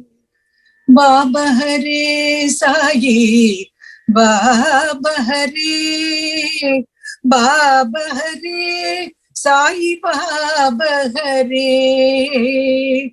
Baba Hare, Sai Baba Hare, Sabare Sai Baba Hare, Sai Hare Satya, Sai Hare, Sai Hare Satya, Sai Hare. So this is how many tunes we composed for this Sai Hare Baba Hare, and this 24-hour bhajans were done with only this nama. Swami was with us and then he was very happy to listen to all of this. But he said later on, if you sing only Sai Hare Baba Hare, there are people who come to watch the bhajan. They may feel that their Ishta Devata songs are not sung. So compose namavali on all gods like Shiva, Rama, Krishna, Devi, Anjaneya, Ganesha. So that's how these namavalis originated. So we started seriously thinking about composing these bhajans. For the first few years, what I did was, wherever I could see some lyrics, I could tune them because of Swami's grace, that's all. And Sundarama auntie also joined us. And that's how these some of the lyrics which I found, like Chandakirana Kulamandar Ram, Sada Govinditi Sada Snanam, all these were tuned. And we sang. Along with that, a few bhajans were also composed. So no doubt about it. So that's how the Namavalis came. And then it was all fun. That's all at that time. And then our visit to Puttaparthi also started very often. We spent our time with Swami, with that close proximity to, physical proximity to Bhagwan, with his darshanam, sparshanam and sambhashanam. It was really a fond memory. I can really go back to those memory lane and then take you all there. That was Pathamandiram old days. Between 1945 and 50, Swami stayed there for 5 years in Pathamandiram. Perhaps that was the best time ever, because Swami would be always, we could see him very often when he was crossing from one room to the other, or both bhajan times, morning and evening we had bhajans. And then the most important part of our day was the evening, when we were looking forward to Swami's directions. Swami would sometimes say, let's all go to Chitravati river bank. Or sometimes he would say, we'll go to the hill where Kalpavriksham stands. So these were the real important time for us to spend time with Swami. Of course, all of you have read in books written by many of our authors how Swami used to take out idols from the Chitravati sands. And I was very lucky to be there on many occasions when Swami took out the idols of Rama, Krishna and Devi Ma and Vishnu. All these were taken, on different occasions. And I happened to be there on a Vaikunta Ekadashi day. That was memorable. Swami took us all to Chitravati river bank, and then first he told us about the stories of Lord Krishna, and then mostly stories about Shirdi Sai Baba, and then he would describe in detail how Shirdi was, where it was located and all those things, though he has not gone out of Mysore state.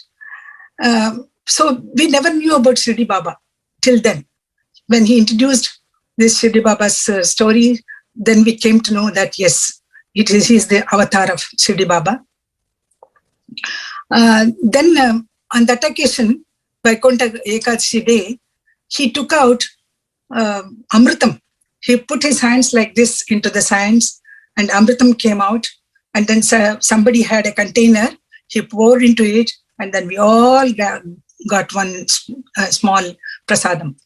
So that was very far. I think I was very lucky to have that. And I think I have to mention about this Kalparuksham story. Once we all went to the hill, and then near the Kalparuksham, Swami made us sit there. We were all sitting, and Swami asked us to sing a few bhajans. We all sang, and then it was almost evening. Swami plucked 4 fruits from the tree, from the Kalparuksham tree, and then he bundled it up with his own handkerchief, and then gave it to me and said, "You carry it to Mandir and give it to Sheshki Rao Tata. He will cut it and give it to everybody as prasadam." So I feel I was very blessed to take that bundle to Swami, to the Mandir. I can say that, I had that fortune. Afterwards, what happened? So these fond memories still remain in me, and it is very well etched in my memory. After that, so we were all engaged in our own studies afterwards. So the visits to Parthi was, even though during only vacations we could go there, then naturally, as we grew older, our elders started looking for our wedding proposals, and then I was destined to marry a family where they did not have any belief in Swami. They were non-believers. I don't blame them, because they were coming back from the background of a Orthodox Vaishnavite Brahmin family, so they never had any other guru except their own guru, Ramanujacharya. So my father-in-law was much against it, and even my husband was also. That was really a challenge for me. I was so devoted to Swami and attending every day, every Thursday bhajans, and even then I would not care for anybody's opinion. I just used to go to bhajan. But afterwards I had to face music, because my husband would show his resentment. He would not talk to me for 2-3 days. All these happened, but that conflict went on for a long time, until he himself realized Swami who he is. Anyway, that was a great saga. It was a great journey. And then I think it was Sucharita's sister's wedding at Parthi. I also attended there, and I was standing near. It was a Pada Puja, which were done by the new couples, Sucharita and her husband, and Sunanda, her husband. They were doing Pada Puja, and I was also standing there. I was crying. Swami asked me, "Why are you crying?" "Swami, all these new couples have come to you. Why not my husband, Swami?" I asked. "So don't worry. Ne chestanu, ne chustanu. Until he comes to me with his child, asking me to name the child, I will do that." He promised me. And of course, he kept up the promise. And that was very consoling for me, because I was very much worried when he will come to Swami. That answered my question. Afterwards, we had to move away from Bangalore to Delhi, and then first we went to Aligarh. During my days at Aligarh, it is a city in North India Uttar Pradesh. Not a big city, I should say. It was not very clean in those days. They've opened gutters and such things, lots of flies. My husband, one day who had gone to office, came back with a big headache. He said, I thought it was an ordinary headache, and then I gave him some painkillers. The following day, I saw all the body filled with red rashes. And another day, when I saw it was full of pus and other blood. Actually, smallpox he had smallpox. The doctor also said that it is smallpox. At the age of 35, an adult getting smallpox was not an easy thing. Days passed and he was groaning with great pain every day. And one day what happened, for 3-4 days continuously I had taken care of him. My father-in-law said, you go and take rest today. I will take care of him. When he was there in his room, it seems he started saying words which were irrelevant, and then he was almost becoming unconscious.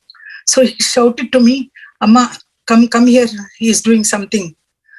When I went there, when I saw, he was not at all looking good. And I applied vibhuti on his forehead and kept a robe, Swami's robe, which he had given to us, under his pillow, and started writing a letter to Swami saying that, Swami, my family is so young. I have 2 children. What am I going to do with these 2? Please take care of him. At this moment, you have to come and protect him. So that's how my prayer to him. As soon as I finished the writing letter, immediately there was a huge change in his face. He came back to his consciousness. He started talking and then said, please put me into the other bed and shift me there to the other bed. I don't want to stay here. So I shifted him, and that was the point of recovery.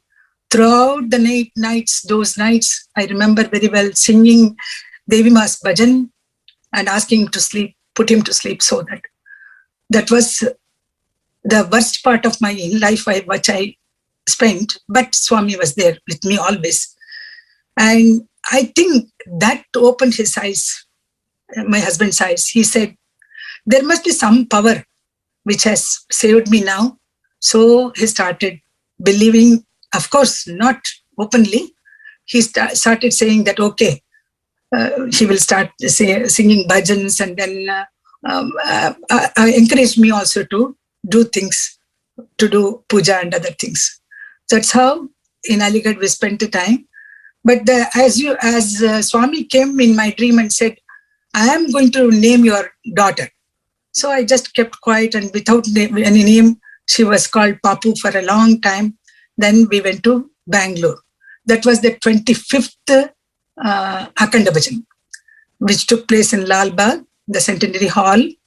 Swami had also come. So we all gathered.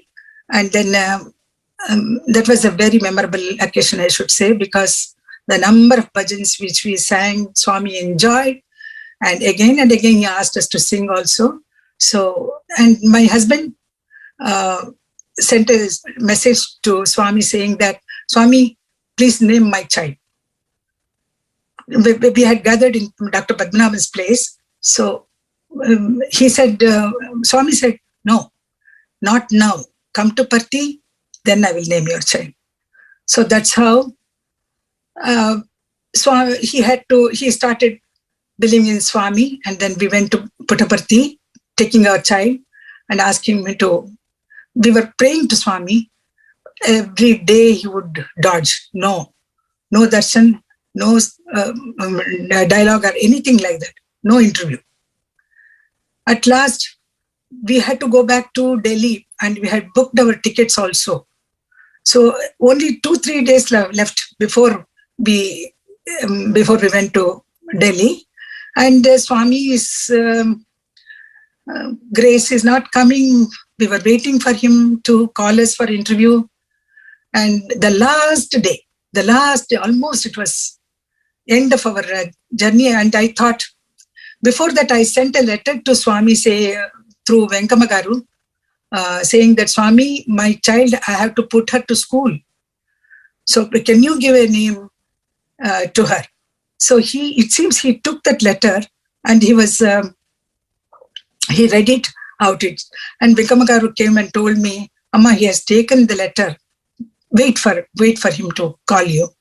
So that's how the following day, when we were sitting in that in front of Prashanti Nilayam, so he called us. Almost it was over, I thought, but 1 foot inside the interview room and 1 foot at the outside, and then Meeru Randi, Delhi Poyavandlu. So he called us for interview. That was perhaps the best interview I ever had.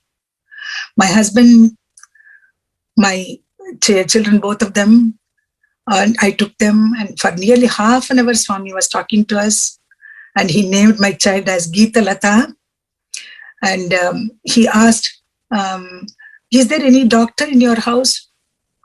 I just said, my father-in-law's father was a Ayurvedic medicine he was practicing. So I told him, yes, Swami, Milatata, his grandfather was a Ayurvedic medicine expert. So he said, but what he meant was, at that time, your son is going to be a doctor. That was what he was indicating to me, but I did not understand then. When my son became a doctor, then I remembered, oh, Swami was telling me this. Anyway, we had a best interview, I told you. So, and he was talking to us, both of us, about our Grihastha Jivanam, where, husband and wife are just like bullocks drawing a cart. The cart is the samsara. If both the bullocks are traveling in the same direction, the cart will move smoothly. So also, husband and wife should understand each other, first understand each other, then adjust to yours. That's how Swami told me. So this message goes to all the young children, young boys and girls, so that, they also start their lives with this understanding and then adjusting. I feel that message was a universal message which was given through me. Somehow we had that good fortune, and then we were very happy, and Swami gave us lots of blessings to us. Yes. Anu, Sai Ram. Auntie, as you were sharing, I was thinking about Professor Kasturi's words. He would say that every word uttered by Swami is a mantra. Every phrase is a sutra. Every sentence is a Gayatri in itself. And every discourse an Upanishad. Swami kept his promise to your family, and he showed you that his delays are never his denials. What a beautiful experience. Thank you for sharing that with us. Auntie, we've read and heard about the first Akhanda Bhajan experience from Auntie Geeta Mohan Ram and from Srimati Sundaramma's family members, several of whom have actually tuned in live for this satsang to hear from you today. And it was so lovely to hear your first-hand experience as a 10-year-old child at the Akhanda Bhajan. It was pre-independent India, and I'm sure you faced many practical and logistical challenges, but Swami clearly held your hand through it all. Truly beautiful. Auntie, it's been a while since we've heard you sing, so I have to request you to sing in this next segment. You have composed so many bhajans, and several of them are sung in Prashanti Nilayam and in Sai centers all around the world. Right now, as we speak, I'm sure there are samitis where your bhajans are resounding. Swami himself has sung several of your compositions. Could you please sing a few of those bhajans and share the stories that are associated with them? I actually have a list of about 20 bhajans that I wanted to ask you about today, but in the interest of time, I will let you choose which bhajans you'd like to talk about. And if I have your permission, I'd like to prompt you on a few that are my personal. Oh, sure. I don't want. Of course, many bhajans, as I told you, during Akhanda Bhajans, many bhajans were composed. And then Swami, in fact, would ask us to keep all good bhajans during the evenings. When the crowds come, you should sing this. You should sing this in the morning. Somehow he used to choose bhajans. Anyway, I would like to sing a few of the important, occasions where Swami enjoyed those bhajans. and I was witnessing it. So I would like to relate them. All of you know Kasturi Ranga, Kaveri Ranga. I would just sing the first two lines. Kasturi Ranga, Kaveri Ranga, Sri Ranga Ranga Ranga. Kasturi Ranga, Kaveri Ranga, Sri Ranga Ranga Ranga. Kalyana Ranga, Karunanta Ranga, Kalyana Ranga, Karunanta Ranga, Sri Ranga Ranga Ranga, Ranga Sri Ranga Ranga Ranga. While this song was sung, Swami was giving darshan and coming in the lines, and then actually he stood like a statue and listened to the song when we were singing inside that Lal Bagh hall. That was a sight, which I always remember. And the second one is the same occasion, 25th Akhand Division anniversary.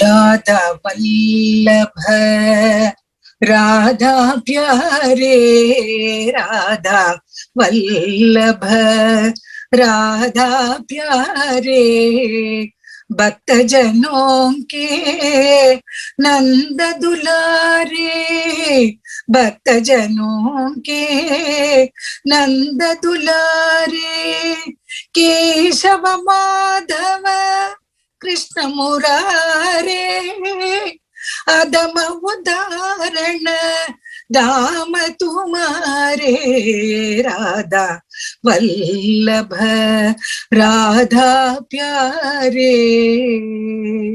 When we were singing this song, this bhajan, the crowds were it was very, very big crowd, large crowd coming to see Swami. We could not accommodate them inside the hall. So Swami himself went out of the hall, and then there was a car, and then on the bonnet of the car he sat there, and then he gave darshan to a number of people who came.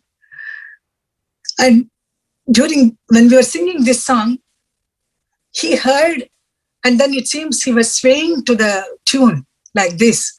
So Sucharita, my cousin, my sister, she came and told us, she is indicating to us that, you should sing this song more and more so that Swami is swaying. So we did not understand, but we were singing.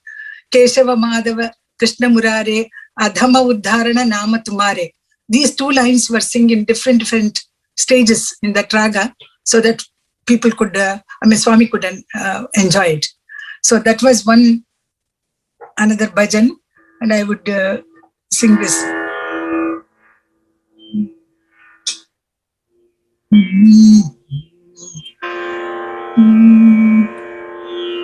Shirabdi Shayana Narayana, Sri Lakshmi Ramana Narayana, Narayana Hari Narayana, Natajana Paripala Narayana, Vaikuntavasa Narayana, Vaideki Ramana Narayana. That line, Vaikuntavasa Narayana, Vainateya Rohana Narayana. We had sung like that. Swami, why Vainateya Rohana? It's a difficult thing, people to follow. Let us keep it simple. Vaidehi Ramana. Vaikunthavasa Narayana, Vaidehi Ramana Narayana. So he corrected us, and that was so beautiful. And all the bhajans were sung at that time. And especially the 25th anniversary was a really memorable occasion. Swami again and again asked us to sing the same bhajans, which we sang the previous evening. And he enjoyed it so much. And when we started, because he was encouraging us to sing, all of us started bringing the Ananda Bashpam. And somebody there who asked, "Why are you crying?" Swami himself answered that question. They are not crying. It's Ananda Bashpa which is coming out. So full of the bliss we were singing there. And then Swami really blessed us all. And many of another occasion, another bhajan which I would like to say, Shankari Parameshwari. That was composed during Navaratri days. I was in Bangalore. In Shankar Matam, there is a beautiful Sharda Bhavan, where there's a Shankar Mat Bhavan. That's it. So there Sharda Devi's Pratishtha is there. We went to see Sharda Devi's darshan. And during Navaratri, each day, Sharda Devi is decorated with some days flowers, some days dry nuts, some days with vegetables, some days with fruits. The day when I went, it was a day when it was a vegetable decoration, Shakambari Alankaram.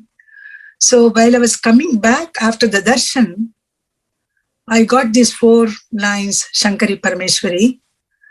Shankari Parameshwari Shashi Shekhari Amba Amba Shankari Parameshwari Shashi Shekhari Amba Sarveshwari Jagadishwari Maheshwari Amba Sundari Gunamanjari Shivashankari Amba Kadambari Shakambari Harisodari Amba Amba Shankari Parameshwari Shashi Shekhari Amba. Shakambari, instead of that, I think Swami put Shvetambari. So everybody sings in the same way now. So these are the few namavalis which had special occasion for this thing, composition. Auntie, if you will allow me to prompt you for Shamala Komala Krishna Murari. Okay, sure. Favorite in all Sai centers. Yeah. And if you can also share with us what Swami pointed out a correction, please. Yeah, correct.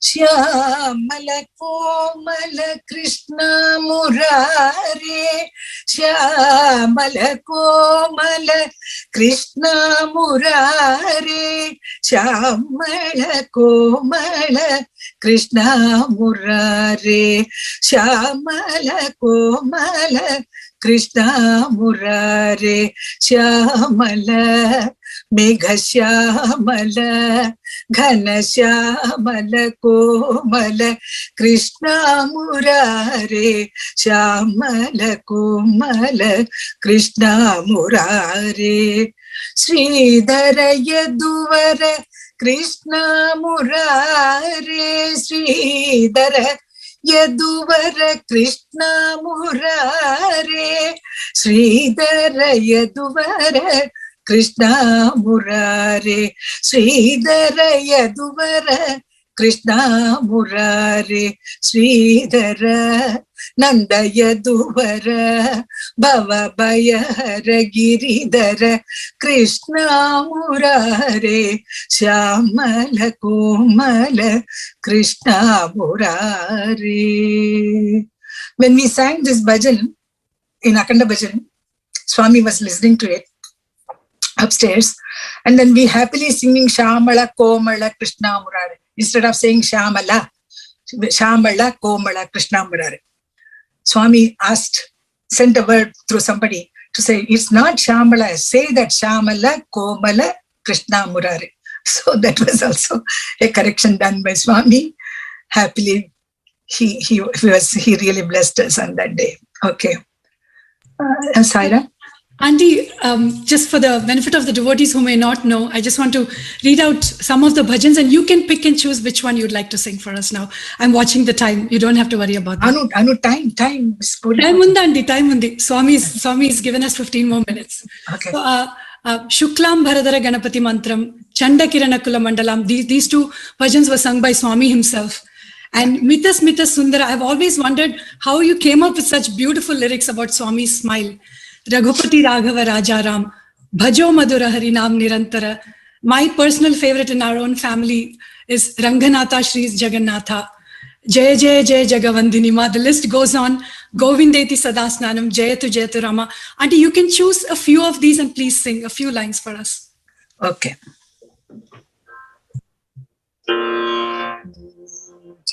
Jayatu Rama, Janani Janaki Rama.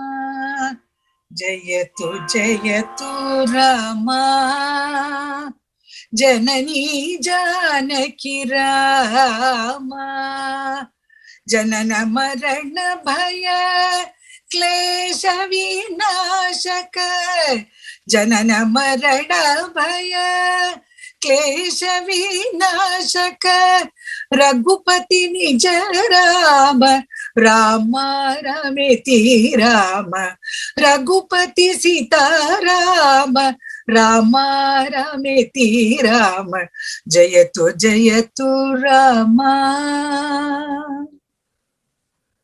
It was Nija Rama had sung it, but Swami's, I think, corrected it. Raghupati Sita Rama. Now in Parthi also they sing the same way. I was myself very surprised to listen to Swami singing Shuklam Bharadram Ganapati Mantram. All of you sing it, I think I don't have to repeat it. Anyway. We'd still like to hear it in your voice, Auntie. Please, just a couple of lines.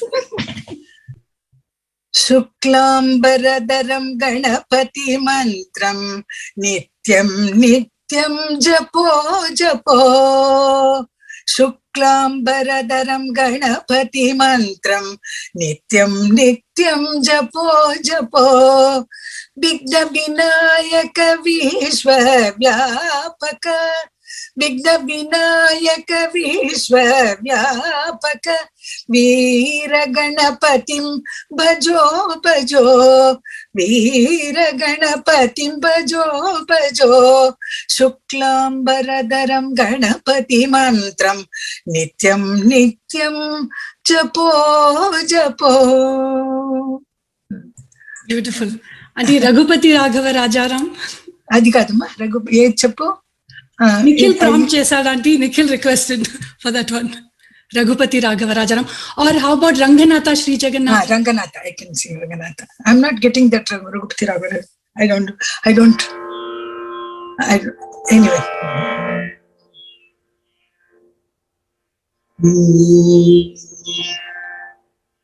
Ranganatha Shri Jagannatha.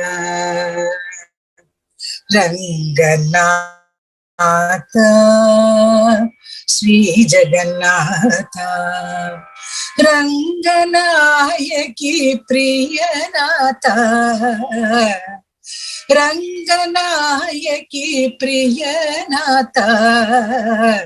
Ranganatha Shri Jagannatha. Ayodhyanatha Raghunatha. Ayodhyanatha Raghunatha. Mathuranatha Mangaladata. Madhuranatha Mangaladata. Pandharinath पांडवदाता Pandharinath पांडवदाता पर्तिनाथ Sainath पर्तिनाथ Sainath Ranganath Shri Jagannath Shri Jagannath. Thank you so much, Auntie. Sorry for troubling you back. No, not at all. Not at all. Please take a sip of water. Yeah. There is a little bit more singing coming up. So, Auntie, for many of us Sai devotees, Sai Namam and Vibhuti are the ultimate aushadam, the ultimate cure. And we are in the middle of a pandemic. Every day, all of us reach for that Vibhuti container and put that white dot on our foreheads, praying that Swami takes care of all of us and protects everybody in the world. You were Swami's chosen instrument to compose the Vibhuti Mantram, the Paramam Pavitram Vibhuti Mantram that is sung in Sai centers and samitis all over the world. Can you please share with us the story behind it? Is such a unique composition, which is a mantram as well as a devotional song that is being sung all over. Can you share the story behind that, Auntie? Yeah. So this Vibhuti Mantram has got a real story behind it. As I was telling you, we were searching for new Namamalis for every new Akhand Bhajan. So one of these Akhand Bhajans that took place in Bangalore near our place, Vasvi Dharmashala, there was Chaudhary. Swami also had come there. So this was an occasion where we were composing new bhajans. One day, my sister Sucharita, Sundarma auntie's daughter, she came to me and said, Mani, why don't you compose a Namavali on Bhagavad Gita? You know, the idea is given to her by Swami and she inspires me to come out with this Namavalis. It's really Swami's plan, his Leela. That's all I can say. So I was thinking about Bhagavad Gita and then, of course, these 4 lines came to me in Telugu. Gita Sarame Bhagavan Sai Namamu Gita Tattvame Sai Bodha Marmamu Gita Paname Madhuram Parama Pavanam Gita Dhyaname Sakala Janma Sardhakam Gita Sarame Bhagavan Sai Namamu Sai Namam. That's what you mentioned, Anu, about Namam. Sai Namadvayam Gnananandamayam. Sai Namadvayam Gnananandamayam. Santasa Sukha Pradam Sarva Jana Priyam. Sai Namamayam Dvayam Gnananandamayam. You know, it indicates that Sai, those 2 words, 2 letters make that Dvayan Namam. So which we are always trying to do, that Smarana, Nama Smarana. And after this composition, Bhagavad Gita, after 8 days passed, then she again came to me. Of course, you know what we used to do, the new bhajans we would sit and practice every now and then. So she came again to me and saying that, Mani, why don't you compose a bhajan on Vibhuti Mantra? So that was working in my mind. And I was, the following day, I was washing my clothes. You know, in India, we didn't have washing machines at those times. So I was doing that Namasmarana and then I was trying to wash my clothes. My child was sleeping. And then these 4 lines came to me, Paramam Pavitram Baba Vibhutim, Paramam Vichitram Leela Vibhutim. The origin, how it came, I would like to sing. It has undergone a lot of change because all devotees had to participate in it. So it's a simpler tune now, what all of you are singing. Paramam Pavitram Baba Vibhutim Paramam vichitram leela vibhutim Paramarthamishtartha moksha pradatam Baba vibhutim idamashrayami paramam pavitram Baba vibhutim. So these 4 lines came to me and I sang and I taught all this our group. So in Akhanda Bhajan we sang these 4 lines as a bhajan, Namavali. And then following day, always Swami gave us that opportunity of doing the Pada Puja. All the 4 family members, we gathered together and then we did the Pada Puja to Swami. While we were doing, we sang this Gita Sarame, Bhagavan Satya Sai Namamu, and then this Vibhuti Bhajan also. And by the way, I want to say that, by Gita Sarame, when Gita Ram was given that name, she was not very happy, it seems. She was always complaining that there are 8 or 9 students with the name same Gita. Swami, I don't want this name. But Swami consoled her saying that, no, Bangaru, Gita Sarame, Bhagavan Sai Namamu. He recited these 4 lines and then it seems he consoled her saying that this is the best name, whatever you could have.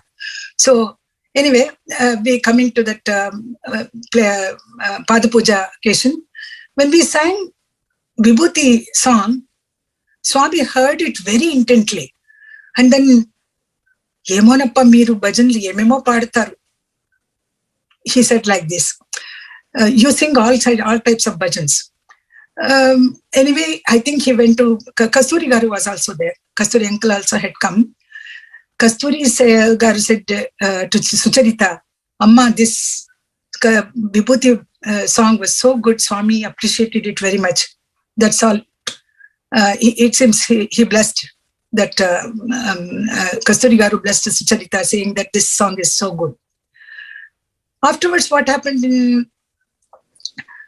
it was all forgotten.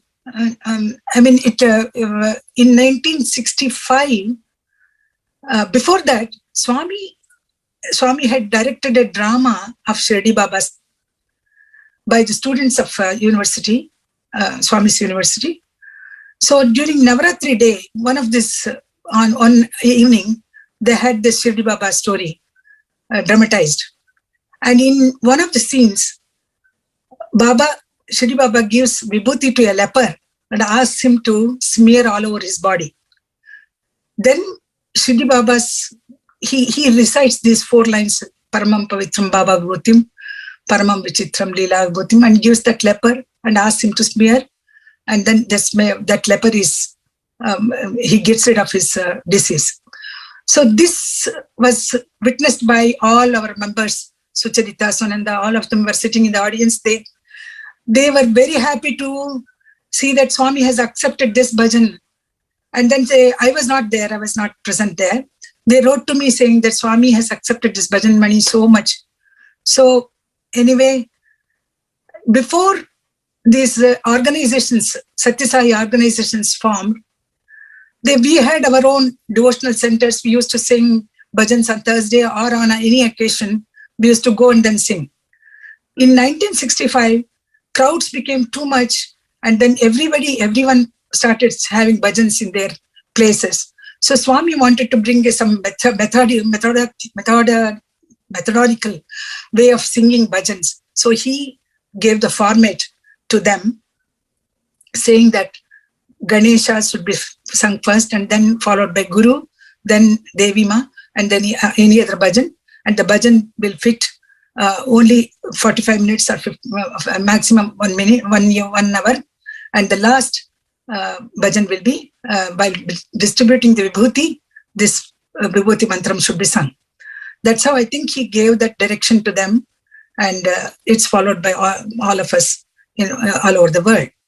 So that's how vibhuti mantra came to be known, and it was just a thought at the mental level. Suchari's heart. It was translated into words and lyrics, and the music. Everything was done, and I don't claim any credit to all these things. Swami was the one who sang through me, who is the lyricist, who is the composer. He was everything to me. So I was only an instrument. I keep myself as a humble instrument of Swami to have given this mantram to the whole world through me. Sai Ram. That's how it all ended. Sai Ram, Anu. Sai Ram, Auntie, your humility and simplicity just shines through in every word that you speak. So much to learn from elders like yourself. Auntie, it's almost time to close this session. Would you like to conclude with Kaliyugamana Putti, Mahimala Chupe, Swamina Vidachi Pujala, composition from Sundaramma Garu, where he says, please also share the significance of the peace. That way all the peace are able to... Yeah. Before that, I would like to share the significance of Vibhuti Mantra. Vibhuti means in Telugu, Goppatanam, greatness, or the glory of Bhagavan. In the 10th chapter of Bhagavad Gita, Krishna declares how he is the essence behind all that is manifested in this world. And we know always Swami used to bless devotees by materializing Vibhuti. Tens and tens of thousands have been recipients of Vibhuti. Swami wanted to convey to us that ash, which it symbolizes, that is the stage into which all matter ultimately breaks down into. Ash cannot be transformed further. Thereby what Swami was telling us, that this body to which we are so much attached, it's nothing but transitory. This body is given to us to realize our divinity and how to use it for somebody who is in need of help. So this is the significance what it has been given. Now I would end this session with the composition of Sundaramma Aunty. It seems in her dream Swami came and then he gave this song to her. The following day she sang before Swami, and it became a song of whenever we used to leave Parthi. We used to sing the song and then take the blessings of Swami, and we would all cry and he would also cry. He would also become mentally agitated, emotionally he would. Yeah.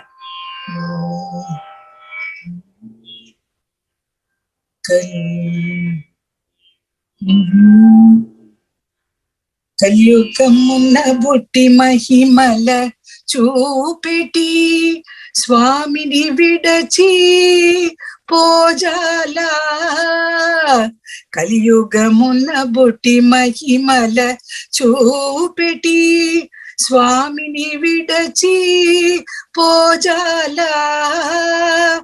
ఎన్నాళ్ళుండిన విడనాడుటకే, ఎన్నాళ్ళుండిన విడనాడుటకే బాధగనున్నదే Sayyeshaa, బాధగనున్నదే పర్తీష. మాయ సంసార బంధనములో ద్రోసియే దారియు లేకనే చేసితివా. మాయ సంసార బంధనములో ద్రోసియే దారియు లేకనే చేసితివా. అది ఏ ముక్తి ఎనుచు మీరే చెప్పి, అది ఏ ముక్తి ఎనుచు మీరే చెప్పి పొమ్మనుచున్నరే పర్తీష.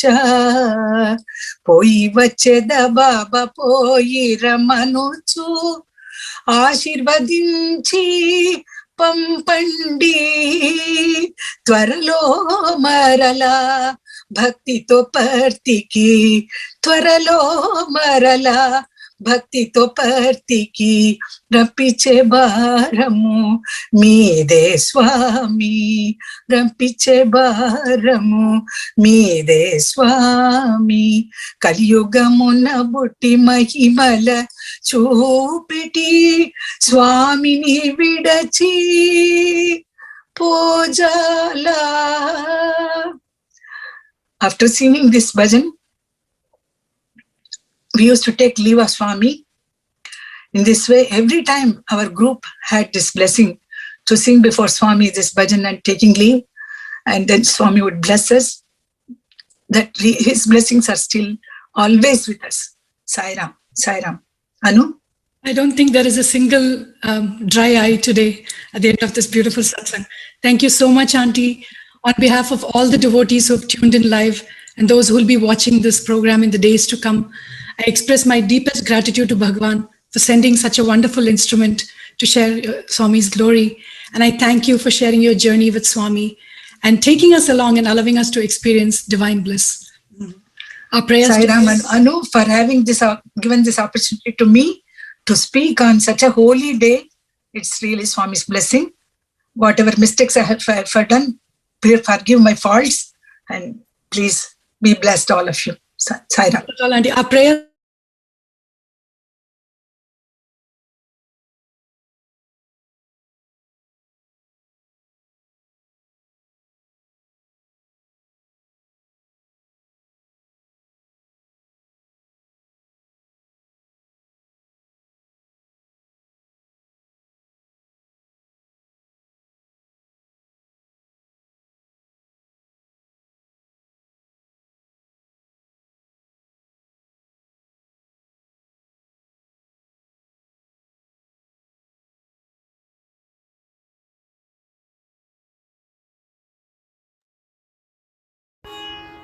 The act of offering is God.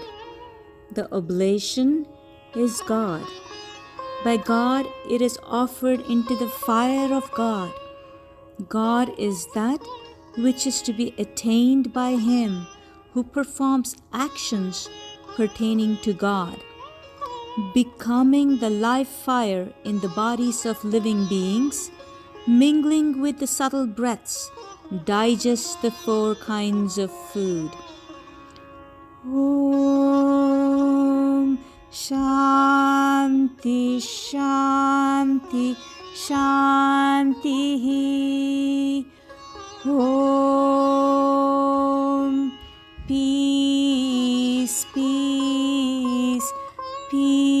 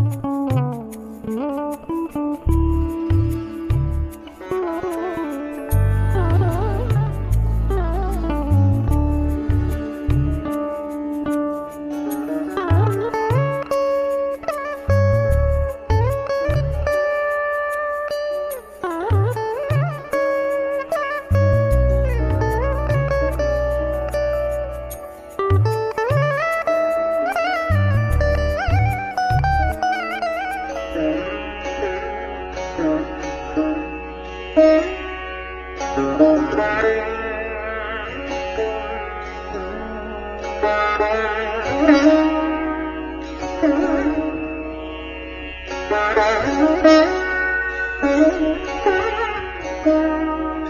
you.